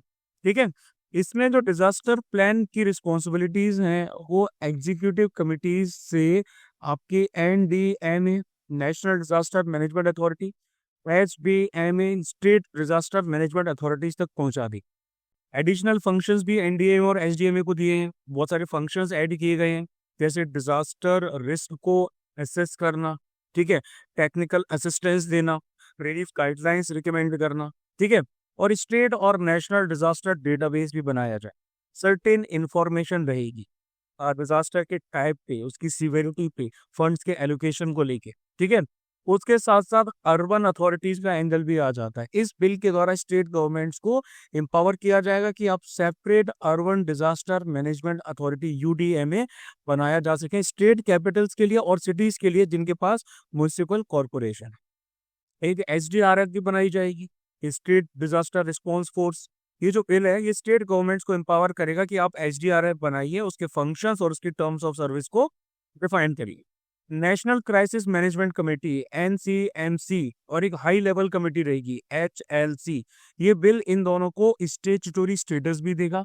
NCMC जो है ये नोडल बॉडी के तौर पे फंक्शन करेगी मेजर डिजास्टर्स के लिए, जबकि HLC जो है ये फाइनेंशियल असिस्टेंस देगी स्टेट गवर्नमेंट्स को ड्यूरिंग डिजास्टर्स, ठीक है। अगर हम DMA 2005 की बात करें तो इस एक्ट के जरिए 3 टीयर का स्ट्रक्चर डिजास्टर मैनेजमेंट के लिए बनाया गया। सबसे पहले NDMA आता है, नेशनल डिजास्टर मैनेजमेंट अथॉरिटी। इसको PM हेड करते हैं, policies plans guidelines disaster management का नेशनल लेवल पे बनाते हैं। SDMA आ जाता है जिसको चीफ मिनिस्टर्स हेड करते हैं, डिजास्टर मैनेजमेंट को स्टेट लेवल पे देखना। और DDMA इसको डिस्ट्रिक्ट मजिस्ट्रेट जो है वो लेड करते हैं, जो कि डिजास्टर मैनेजमेंट प्लान्स को डिस्ट्रिक्ट लेवल पर इम्प्लीमेंट करेंगे। फिर हम आगे बात करते हैं, मिनिस्ट्री ऑफ पोर्ट्स शिपिंग और वाटरवेज ने first India maritime heritage conclave IMHC 2024 organise किया है, ठीक है।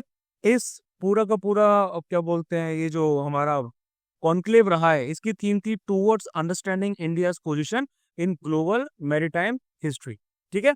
तो देखो इस कॉन्क्लेव ने इंडिया के मैरीटाइम अचीवमेंट्स के बारे में बताया, एस्पिरेशंस के बारे में बताया कि कैसे हम एक ग्लोबल मैरीटाइम पावर हाउस के तौर पे इमर्ज होकर सामने आ रहे हैं। इसके साथ साथ ये जो मिनिस्ट्री है आपकी पोर्ट्स वाली, पोर्ट शिपिंग एंड वाटरवेज वाली, ये मिनिस्ट्री इसके अंदर में आ जाती है, जो कि NMHC बना रही है। नेशनल मैरीटाइम हेरिटेज कॉम्प्लेक्स जो है उसको भी बनाया जा रहा है, जो कि लोथाल गुजरात में बनाया जाएगा, ठीक है। ये रहेगा सागरमाला प्रोग्राम के अंडर में, ताकि इंडिया के मैरीटाइम हेरिटेज को दिखाया जा सके और लार्जेस्ट मैरीटाइम हेरिटेज कॉम्प्लेक्स भी बनाया जा सके। उधर पे इंडिया का मैरीटाइम जो हेरिटेज है बहुत पुराना जाता है, ठीक है। 3000 से लेके 2000 BC की बात करें तो इंडस वैली सिविलाइजेशन, इनका मैरीटाइम ट्रेड मेसोपोटामिया वगैरह तक था। वैदिक एज की बात करें 2000 से लेके 500 BC तक, तो अर्लीस्ट रेफरेंस मैरीटाइम एक्टिविटीज के ऋग्वेद में मिलते हैं, ठीक है। उसके बाद अगर हम नंद और मौर्य की बात करें, इनकी मौर्य एरा की बात करें अगर हम 500 से लेके 200 BC तक, तो जो मगध की नेवी थी उसको वर्ल्ड की पहली एक रिकॉर्डेड नेवी माना जाता है, जिसको रिकॉर्ड किया गया, ठीक है। चाणक्य के अर्थशास्त्र में भी डिपार्टमेंट ऑफ वाटरवेज का मेंशन दे रखा। फिर अगर हम सातवाहन डायनेस्टी की बात करें तो सातवाहन डायनेस्टी का 200 BC से लेके 220 AD तक पहले नेटिव इंडियन रूलर्स थे जिन्होंने अपने कॉइन्स पे शिप्स के इंस्क्रिप्शंस डाले, ठीक है। फिर हमारी गुप्त डायनेस्टी आ जाती है। गुप्त डायनेस्टी 320 से लेके 500 AD तक ओशन नेविगेशन डेवलप किया गया, मैरीटाइम ट्रेड को मेंशन किया गया है। कुछ पर्टिकुलर ट्रेवलर्स आते हैं, फायान के ट्रेवलॉग्स में, हुएन सांग जो है उसके ट्रेवलॉग्स में भी मेंशन किया गया है। फिर उसके बाद में चोल, अगर हम सदर्न डायनेस्टीज की बात करते हैं तो चेर डायनेस्टी जो है उनके फेमस पोर्ट में टिंडीज आ जाता है, जिसको पेरियापट्टनम कहा जाता है कोची के पास में, ठीक है। और उसके बाद दूसरा आता है, मुझे भी ये ट्विन पोर्ट्स थे जो अभी पट्टनम में आता है कोची के पास। चोल साम्राज्य की नेवी के बारे में तो आप सब जानते ही हैं। उसके साथ साथ मॉडर्न टाइम्स में थोड़ा आएंगे तो मराठास, यानी कि शिवाजी के अंडर में मराठा नेवी जो है वो काफी बढ़िया फोर्स बनी, ठीक है। इनके पास 500 से ज्यादा शिप्स थे, तो फादर ऑफ इंडियन नेवी के तौर पे छत्रपति महाराज शिवाजी महाराज को भी रिकॉग्नाइज किया जाता। फिर हम सोलर माइक्रो हाइड्रो पावर की बात करेंगे तो मणिपुर का एक गांव है, गांव का नाम है हैंगबंग, ठीक है। यहाँ पर एक micro solar pump storage facility जो है, जो 24/7 आवर्स आपकी बिजली दे रही है गाँव को, ठीक है? ये बहुत ज़्यादा न्यूज़ में है। ये सोलर एनर्जी को यूज़ करती है, पानी को पंप करती है एक लोअर रिज़र्वॉयर से एक अपर रिज़र्वॉयर की तरफ, ठीक है? और ये आपका हायर सोलर रेडियंस के टाइम पे होता है, जब ज़्यादा सूरज की लाइट हो रही होती है, ठीक है? ये जो पानी स्टोर किया जाता है, फिर इसको माइक्रो हाइड्रो टरबाइन से इलेक्ट्रिसिटी जनरेट करने के लिए यूज़ किया जाता है, जब सोलर पावर अनअवेलेबल रहती है, ठीक है? इससे ग्रिड की स्टेबिलिटी बढ़ती है, ग्रीन हाउस गैस एमिशंस वगैरह भी कम होता है। फिर का जो ईपीए है, उन्होंने अनाउंस किया है कि भैया वो बैन लगा रहे हैं, फाइनली बैन लगा रहे हैं on the manufacturing, processing and the use of trichloroethylene and perchloroethylene. ये बेसिकली आपके टॉक्सिक केमिकल्स होते हैं, ठीक है? इसको आप स्टेन रिमूवर्स के लिए यूज किया जाता है, डिग्रीजर्स के लिए यूज किया जाता है, मतलब ग्रीस वाली जो प्रॉपर्टीज हैं वो आप हटाते हैं। और इंडस्ट्रियल प्रोसेसेस होते हैं ड्राई क्लीनिंग। ये वोलेटाइल ऑर्गेनिक कंपाउंड्स होते हैं जिनका सिग्निफिकेंट इंडस्ट्रियल यूटिलिटी होती है, लेकिन एनवायरमेंटल और हेल्थ इम्पैक्ट बहुत ज्यादा हो, ठीक है?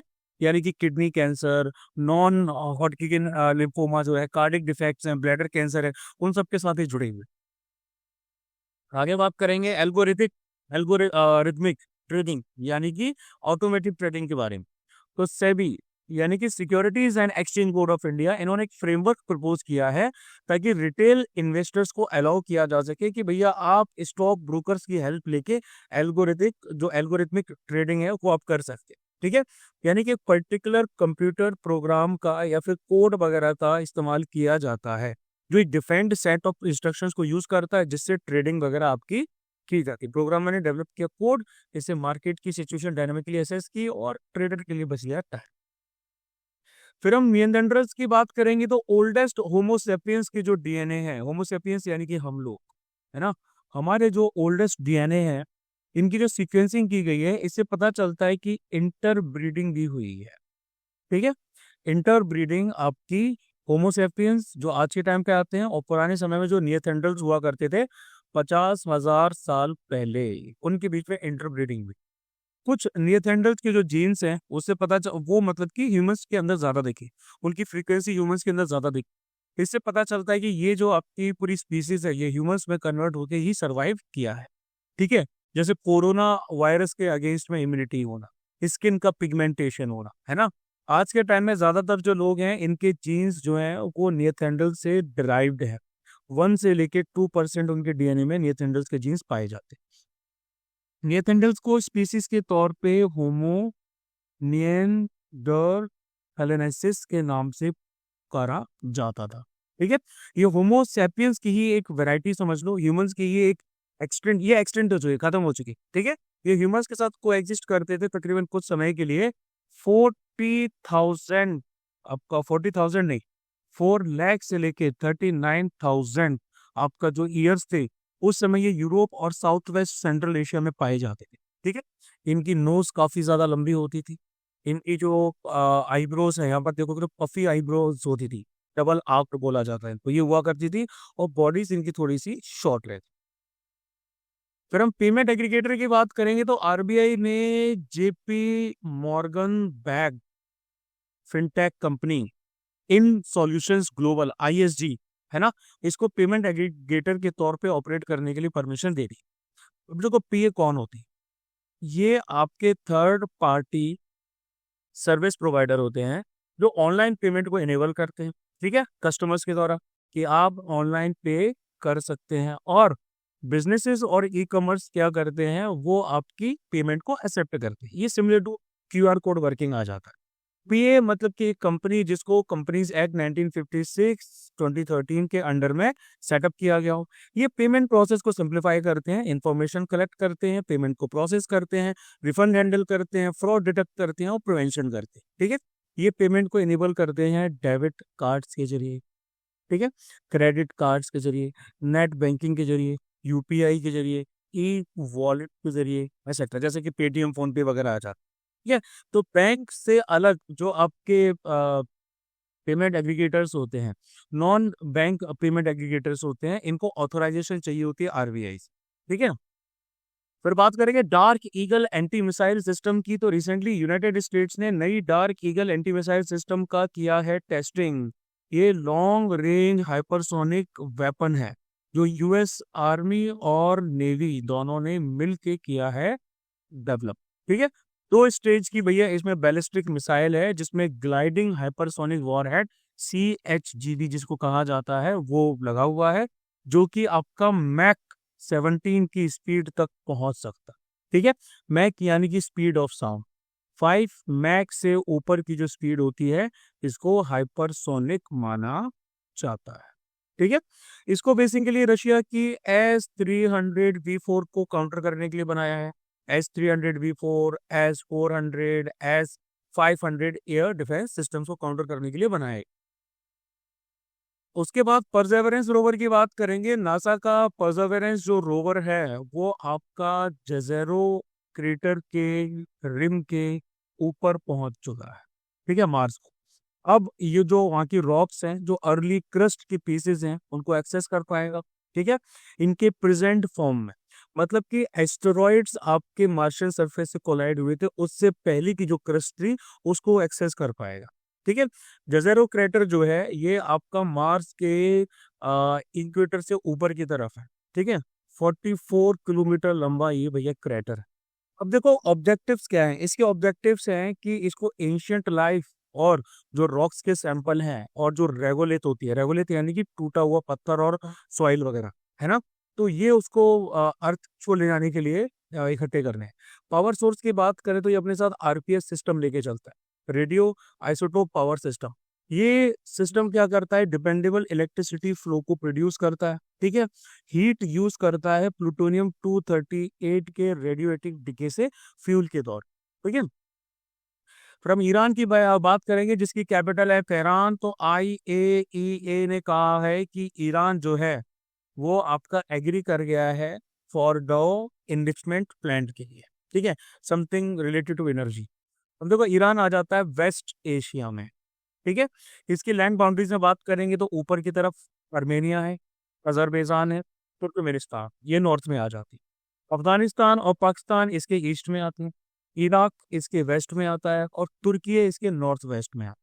ठीक है, मैरीटाइम बॉर्डर्स की अगर हम बात करेंगे तो यहाँ पूरी साइड में आपको देखने को मिल जाएंगी Bahrain, Qatar, Oman, Saudi Arabia वगैरह, यानी कि अरेबियन पेनिसुला वाला पार्ट यहाँ पर आ जाता है। ठीक है, वाटर बॉडीज में इनके पास ऊपर की तरफ है कैस्पियन सी और यहाँ की तरफ देखोगे तो पर्शियन गल्फ और गल्फ ऑफ ओमान है। ठीक है, क्लाइमेट इनका एरिड से सेमी एरिड से लेकर सब ट्रॉपिकल क्लाइमेट जैसा रहता है। हाईएस्ट पीक का नाम है माउंट दमावन, दमावन। ठीक है, जो कि आपकी लाई करती है अल्बुर्ज माउंटेन रेंज।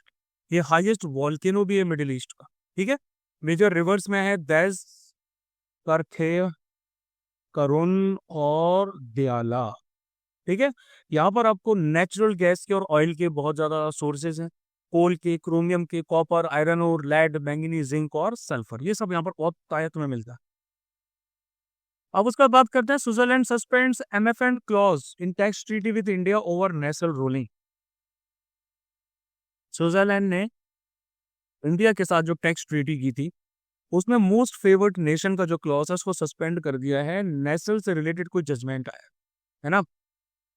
यानी कि 1 जनवरी 2025 से स्विट्जरलैंड जो है इन्होंने MFN का क्लॉज आपका डबल टैक्सेशन अवॉइडेंस एग्रीमेंट जो इंडिया के साथ किया था DTAA वो सस्पेंड कर दी।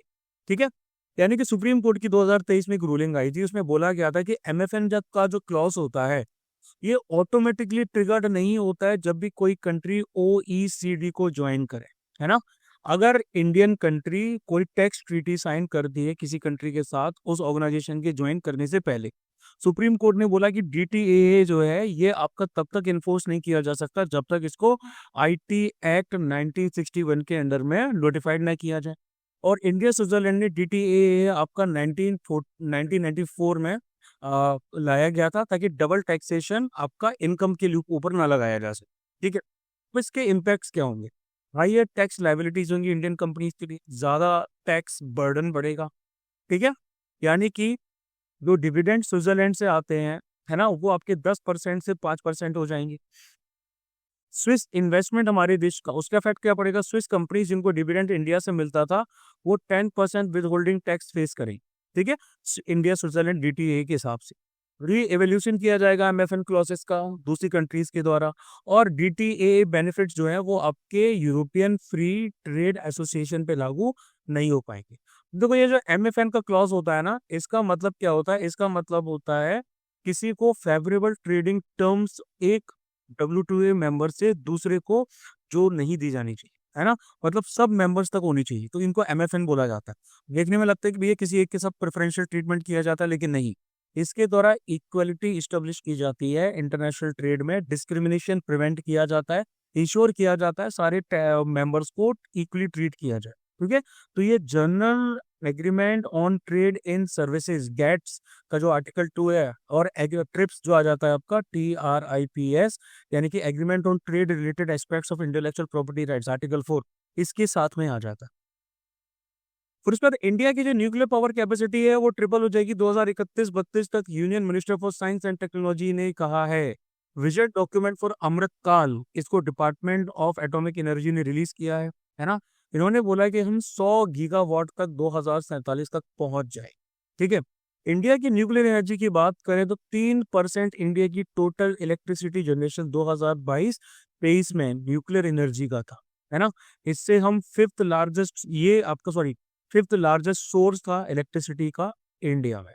Nuclear power corporation India limited जो है ये 24 रिएक्टर अभी चलाती है। ठीक है, 7 पावर प्लांट्स है आपकी, टोटल कैपेसिटी है 8180 मेगावाट। गवर्नमेंट ने भी कुछ न्यूक्लियर एनर्जी के लिए स्टेप्स लिए हैं, है ना। हमने पहला thorium based nuclear power plant जिसका नाम है भवनी, जो कि यूरेनियम 233 को यूज करती है, ये कलपक्कम तमिलनाडु में सेटअप किया है। एटॉमिक एनर्जी अमेंडमेंट एक्ट 2015 के द्वारा NPCIL को इनेबल किया जाता है कि आप जॉइंट वेंचर करें, है ना। अब बाकी इंडियन PSUs के साथ में जॉइंट वेंचर कर सकते हैं, फंडिंग रिक्वायरमेंट्स जो है वो पूरी कर सकते हैं न्यूक्लियर पावर प्रोग्राम के एक्सपेंशन के। वो इंडिया का 3 स्टेज का न्यूक्लियर एनर्जी प्रोग्राम है। ठीक है, स्टेज 1 जो हमारी आ जाती है, इसमें आपके pressurised heavy water reactors use किए जाते हैं, उनको नेचुरल यूरेनियम फ्यूल करती है ना। इससे आपका जो है प्लूटोनियम 239 प्रोड्यूस होता है, और हैवी वाटर यानी कि DTO जो रहता है, DTO जिसको मॉडरेटर और कूलेंट के तौर पे इस्तेमाल किया जाता है। स्टेज 2 में क्या होता है कि स्टेज 2 में आपके फास्ट ब्रीडर रिएक्टर्स वो हैं, वो यूरेनियम 238 को इस्तेमाल करते हैं, प्लूटोनियम 239 को इस्तेमाल करते हैं फर्स्ट स्टेज के लिए, फर्स्ट स्टेज से निकाल के, है ना।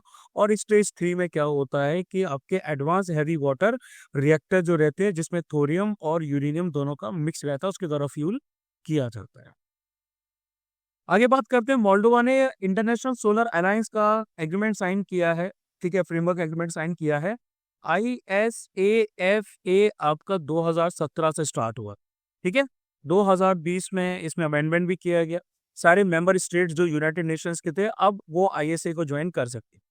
इनका हेडक्वार्टर आता है इन गुरुग्राम, इंडिया। ठीक है, COP21 जो आपका पेरिस में किया गया था 2015 में, उसी की साइडलाइंस पे इसको कंसेप्चुलाइज किया गया था। कोलैबोरेटिव इनिशिएटिव आता है इंडिया और फ्रांस के बीच, क्लाइमेट चेंज से कॉम्बैट करना, सोलर एनर्जी सॉल्यूशंस लेके आना। ठीक है, तो इनका जो पूरा गाइडिंग फोर्स है वो आता है टूवर्ड्स 1000 स्ट्रेटेजी से, यानी कि तकरीबन आपके $1000 बिलियन जो है सोलर एनर्जी में 2030 तक इन्वेस्ट करने हैं, 1000 मिलियन लोगों तक एनर्जी एक्सेस पहुंचानी है, 1000 गीगावाट का सोलर एनर्जी इंस्टॉलेशन करवाना है। ठीक है, ISA असेंबली की बात करेंगे तो एक डिसीजन मेकिंग बॉडी है जो कि ISA के फ्रेमवर्क एग्रीमेंट को ओवरसी करती है, शेप करती है। 104 मेंबर कंट्रीज अभी आ जाती हैं, 16 सिग्नेटरी कंट्रीज भी इसके बीच में आ जाती हैं।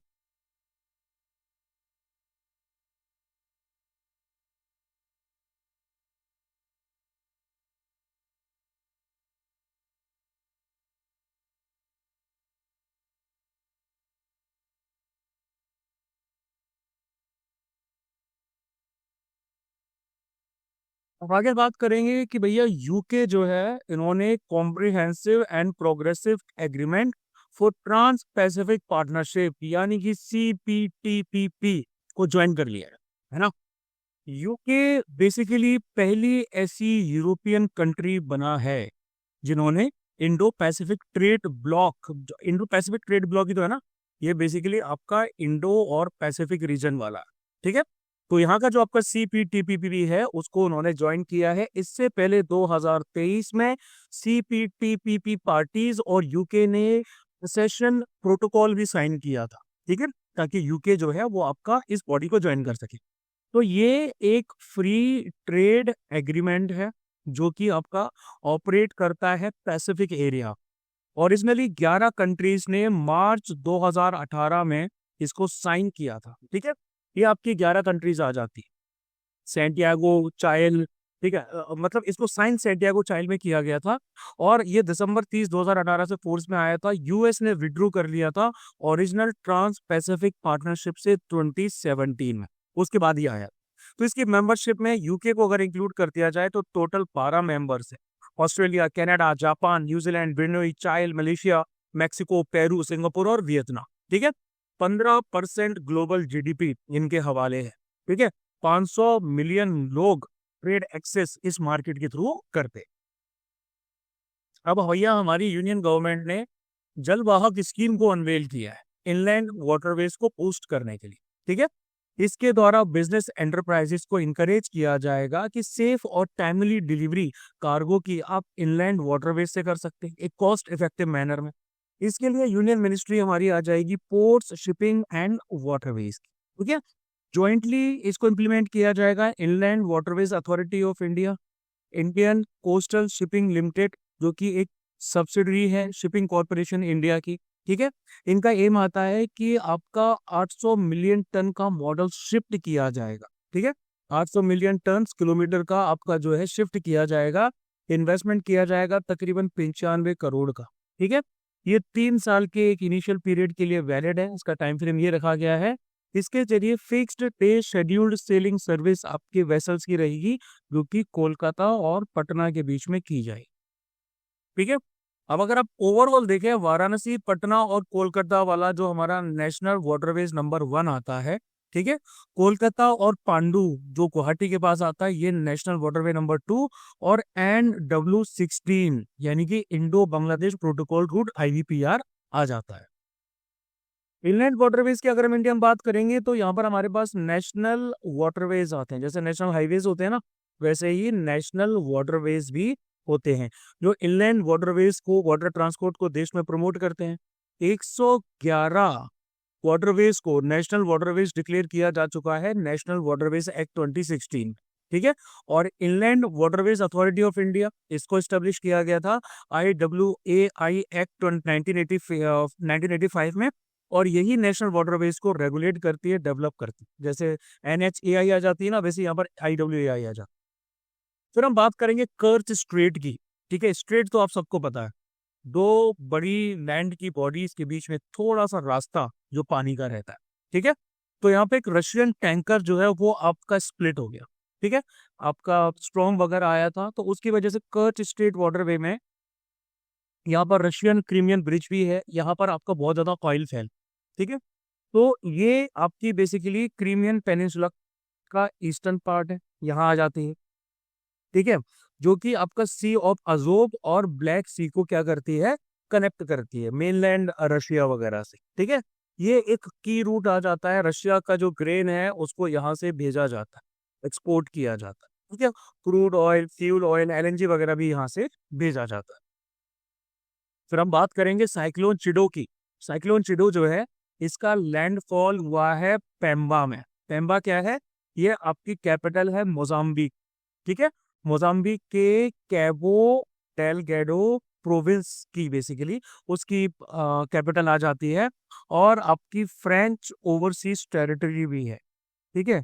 फ्रेंच ओवरसीज टेरिटरी है मेयोट, वहां पे इसने लैंडफॉल किया है, यानी कि वहां पे जाके ये शोर से टकराया है।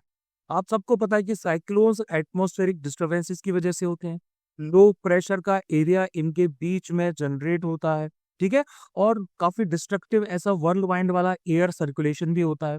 तो ट्रॉपिकल डिप्रेशंस जो आपके चाइडो को फॉलो करते हुए आ रहे थे, ये साउथ ईस्टर्न इंडियन ओशन में फॉर्म हुए थे, ठीक है।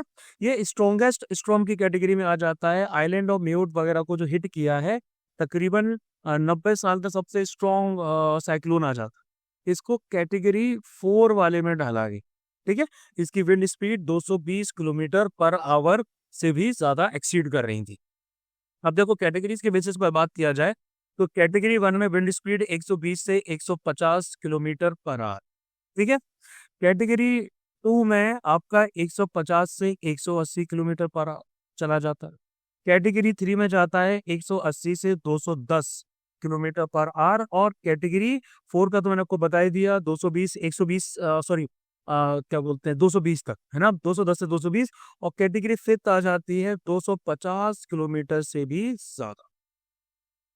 फिर बात की जाएगी एक्सरसाइज डेजर्ट नाइट की, तो इंडिया इंडिया के साथ साथ फ्रांस और यूएई, इन्होंने डेजर्ट नाइट एक्सरसाइज को अरेबियन सी के ऊपर शुरू कर दिया, है ना। ये एक ट्राइलेटरल एयर कॉम्बैट एक्सरसाइज है। ट्राइलेटरल क्योंकि 3 कंट्रीज शामिल है, जो कि इंटर ऑपरेबिलिटी बढ़ाएगी इन सारी नेशंस की एयर फोर्सेस के बीच में। ठीक है।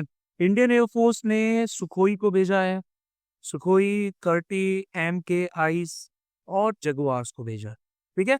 फ्रांस के राफेल जेट्स आएंगे, यूएई के F-16 जेट्स आएंगे। ठीक है। ये आपके अल ढाफरा एयर बेस से ऑपरेट यूएई से करीब डिप्लॉय किए गए। आगे बात करेंगे बिरहोर ट्राइब की, तो झारखंड के जो बिरहोर ट्राइब हैं, इन्होंने बाल विवाह यानी कि चाइल्ड मैरिज के अगेंस्ट में मूवमेंट ज्वाइन कर लिया है पहली बार। ठीक है। इनको पर्टिकुलरली वनरेबल ट्राइबल ग्रुप्स यानी कि पीवीटीजीज की कैटेगरी में रखा जाता है, जो कि फॉरेस्ट पे डिपेंड करते हैं। और ओवरऑल देखा जाए तो ये सेमी नोमेडिक ट्राइबल कम्युनिटी है। ये बिरगोर लैंग्वेज बोलते हैं, जो कि मुंडा ग्रुप को बिलोंग करती है। मुंडा ग्रुप ऑफ लैंग्वेजेस जो है, जो कि ओवरऑल देखा जाए तो ऑस्ट्रो एशियाटिक लैंग्वेज फैमिली को बिलोंग करती है, उसको बिलोंग करती है। इनकी जो लैंग्वेज है, इसमें आपको सिमिलैरिटी संथाली, ठीक है, मुंडारी और उसके साथ साथ हो लैंग्वेजेस के साथ मिलेगी। ये लोग झारखंड, उड़ीसा, छत्तीसगढ़, वेस्ट बंगाल में पाए जाते हैं। फिर हम मैंगनीज की बात करेंगे तो साइंटिस्ट ने कुछ रिसेंट स्टडी की है, उनसे पता चला है कि मैंगनीज का जो कंटेमिनेशन है पानी के अंदर पाया जा रहा है, उसकी वजह से कैंसर बढ़ रहा है। कहाँ बढ़ रहा है? गैंगेटिक प्लेन्स में, गंगा नदी के तटों के आसपास, बिहार के एरिया। देखो मैंगनीज है हमारा 5th मोस्ट एबिडेंट मेटल अर्थ में, जो कि ऑक्साइड्स, कार्बोनेट्स और सिलिकेट्स के फॉर्म में एग्जिस्ट करता है ना। स्टील को हार्डनिंग जो है, स्टील मेकिंग प्रोसेस में भी इसको इस्तेमाल किया जाता है। फूड में, वाटर में, सॉइल में, रॉक में एक नेचुरली अकरिंग एलिमेंट के तौर पे ये प्रेजेंट भी रहता है। ये इसेंशियल ट्रेस एलिमेंट, यानी कि ये हमारी बॉडी के अंदर होम्योस्टेसिस जो रहता है उसको मेंटेन करने का काम भी करता है। ठीक है। इसके साथ साथ अगर ये हायर डोजेस में हमें मिलेगा तो इससे क्या होगा, इससे आपके टॉक्सिक हो सकता है। ठीक है। सोर्स आपका मोस्टली मैंगनीज कंटेमिनेशन का सोर्स ग्राउंड वाटर रहता है, जो आपका जमीन का पानी है। इंडस्ट्रियल पॉल्यूशन जो एंथ्रोपोजेनिक होता है ह्यूमन एक्टिविटीज की वजह से, और आपकी कुछ पर्टिकुलरली सेडिमेंट्री या इग्निशियस रॉक्स हो सकती हैं, वहां पे आपको मैंगनीज के डिपॉजिट्स भी मिल सकते हैं। ठीक है। मैंगनीज करने से तो पता ही है, लेकिन इसकी प्रॉपर्टीज को आप यहाँ से कवर कर ले। आगे बात करते हैं, प्राइम मिनिस्टर ने यूनिफॉर्म सिविल कोड को पिच किया है, उसकी बात करी है ना। उन्होंने बेसिकली एक पॉडकास्ट कवर किया था, मेरे ख्याल से नितिन कामत के साथ था। He was the founder of Zerodha. देखिए जेरोदा के फाउंडर है नितिन कामत, शायद उन्हीं के साथ वाला था, एग्जैक्टली मैं रिमेम्बर नहीं कर पा रहा हूँ। लेकिन उन्होंने कॉन्स्टिट्यूएंट असेंबली की बात की, है ना। उन्होंने बोला कि भैया हमारे पास एक सेक्युलर सिविल कोड होना चाहिए। अभी जितने पर्सनल लॉज चल रहे हैं जो रिलीजन के बेसिस पे अलग अलग आ जाते हैं, इनको रिप्लेस करना चाहिए, है ना। तो यूसीसी का मतलब होता है एक ऐसा सेट ऑफ लॉज जो हर तरह के पर्सनल मैटर्स को एक तरह से देखता हो। इसमें मैरिज है, डाइवोर्स है, ये सारी की सारी चीजें शामिल हो जाती है, सारे सिटीजन के लिए इरिस्पेक्टिव ऑफ देयर रिलीजन लागू रहेगा। इसमें हमारा आर्टिकल 44 आता है, जो कि डीपीएसपी का पार्ट है। इसमें बोला गया है कि स्टेट को, सिटीजन्स को यूसीसी प्रोवाइड करने के लिए पूरी टेरिटरी ऑफ इंडिया में ऐसा प्रयत्न करने चाहिए। ठीक है। इन्फोर्समेंट की बात किया जाए तो उत्तराखंड हमारा पहला ऐसा स्टेट बना है जिन्होंने 2024 में यूसीसी लागू किया है। गोवा जो है वो आपका फॉलो करता है पोर्टुगीज सिविल कोड ऑफ 1867, जिसमें सिमिलर प्रोविजंस।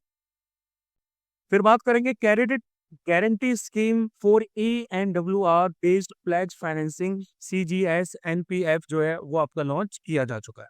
ठीक है, देखो इसमें आपका क्या रहता है, इसमें फार्मर्स को अलाउ किया जाता है। ठीक है, इसमें बेसिकली आपका फार्मर्स को अलाउ किया जाता है कि आपको लोन्स दिए जा सकते हैं।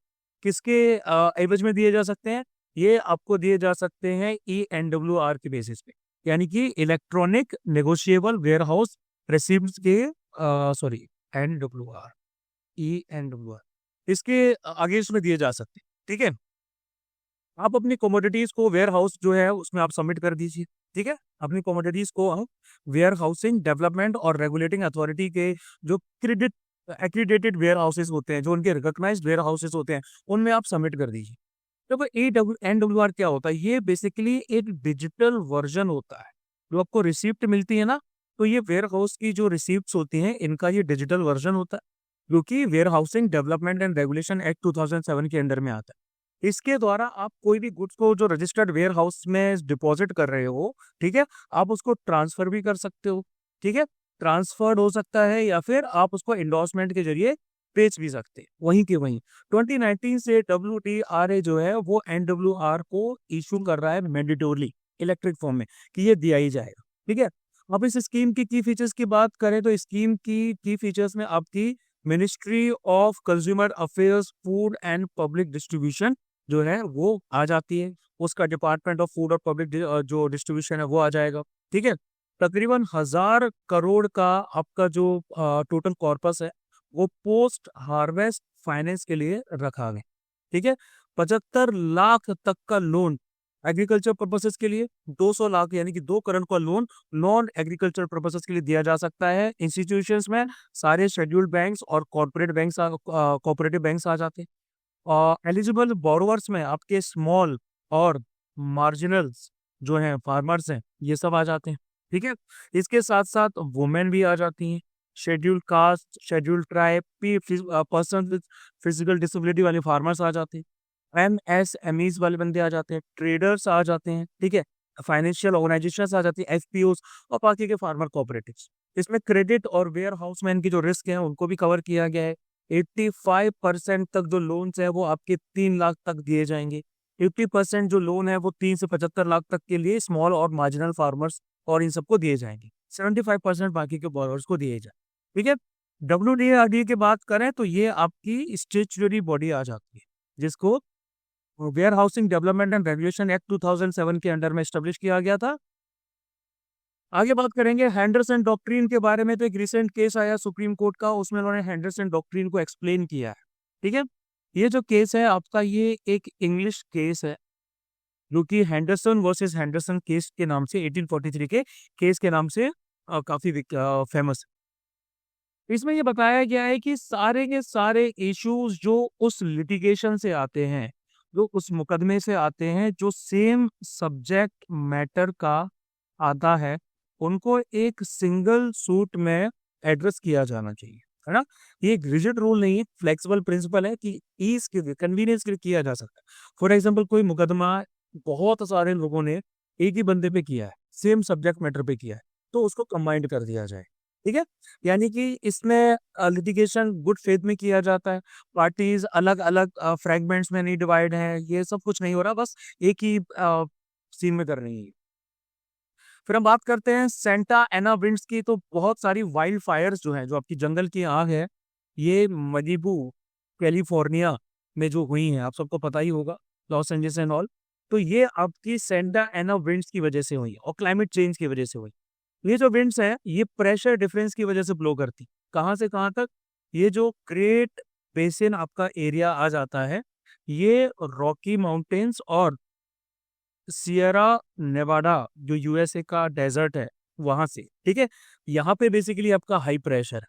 ठीक है, और ये पूरा का पूरा एरिया हाई प्रेशर है। यहाँ से लो प्रेशर वाला एरिया, यानी कि कैलिफोर्निया का कोस्टल इलाका। ठीक है, high pressure to low pressure तो हवा मूव करती है, तो ऐसा आपकी ये हवाएं यहाँ से आती है। वाइल्ड फायर्स के साथ में इनका रिलेशन ये है कि जैसे ये माउंटेन से नीचे उतरती हैं, ये कंप्रेस हो जाती हैं, हीटअप आ जाती हैं, हाँ, इनकी ह्यूमिडिटी में कमी आ जाती है, इसकी वजह से वेजिटेशन ड्राई हो जाती है और उसमें काफी ज्यादा आग लगने की संभावनाएं रहती है। ये नॉर्मली अक्टूबर से लेकर जनवरी में ज्यादा प्रिवेलेंट होती है। फिर हम बात करते हैं मिरर बैक्टीरिया की। तो मिरर बैक्टीरिया जो है ये एक सिंथेटिक बैक्टीरिया है ना, जो कि आपके बिल्डिंग ब्लॉक्स हैं किनके, इनके जो नेचुरल काउंटर पार्ट्स होते हैं उनके, इनको इनेशियोमर्स कहा जाता है। इनेशियोमर क्या होता है? ये आपका एक बेसिकली दो केमिकली आइडेंटिकल मॉलिक्यूलर स्पीसीज में से एक होते हैं, ठीक है, जो नॉन सुपरपोजेबल मिरर इमेजेस होते हैं एक दूसरे की, ठीक है। अब थ्रेट क्या भैया मिरर बैक्टीरिया की है? इम्यून इन्वेजन, यानी कि इनसे आपके इम्यून में इवेजन किया जा सकता है, यानी कि ये ह्यूमन ह्यूमन इम्यून जो रिस्पॉन्सेज हैं उनको बाईपास कर देते हैं, फॉलो ही नहीं करते हैं। इन्वायरमेंटल इम्पैक्ट पड़ते हैं, यानी कि ये नेटिव जो माइक्रोब्स हैं उनके साथ में compete भी करते हैं, और बायोसिक्योरिटी रिस्क भी आ जाते हैं, इनको बायोलॉजिकल वॉरफेयर के लिए यूज किया जा सकता है। तो ये मिरर इमेजेस होते हैं एक दूसरे। इन दी एंड जॉर्जिया की बात करेंगे जिसकी कैपिटल है तिब्लिसी। 11 इंडियंस जॉर्जिया में उनकी मृत्यु हुई है कार्बन मोनोऑक्साइड की पॉइजनिंग की वजह से, ठीक है। जॉर्जिया की बात किया जाए तो ये eastern European region of south Caucasus में आ जाता है, ठीक है।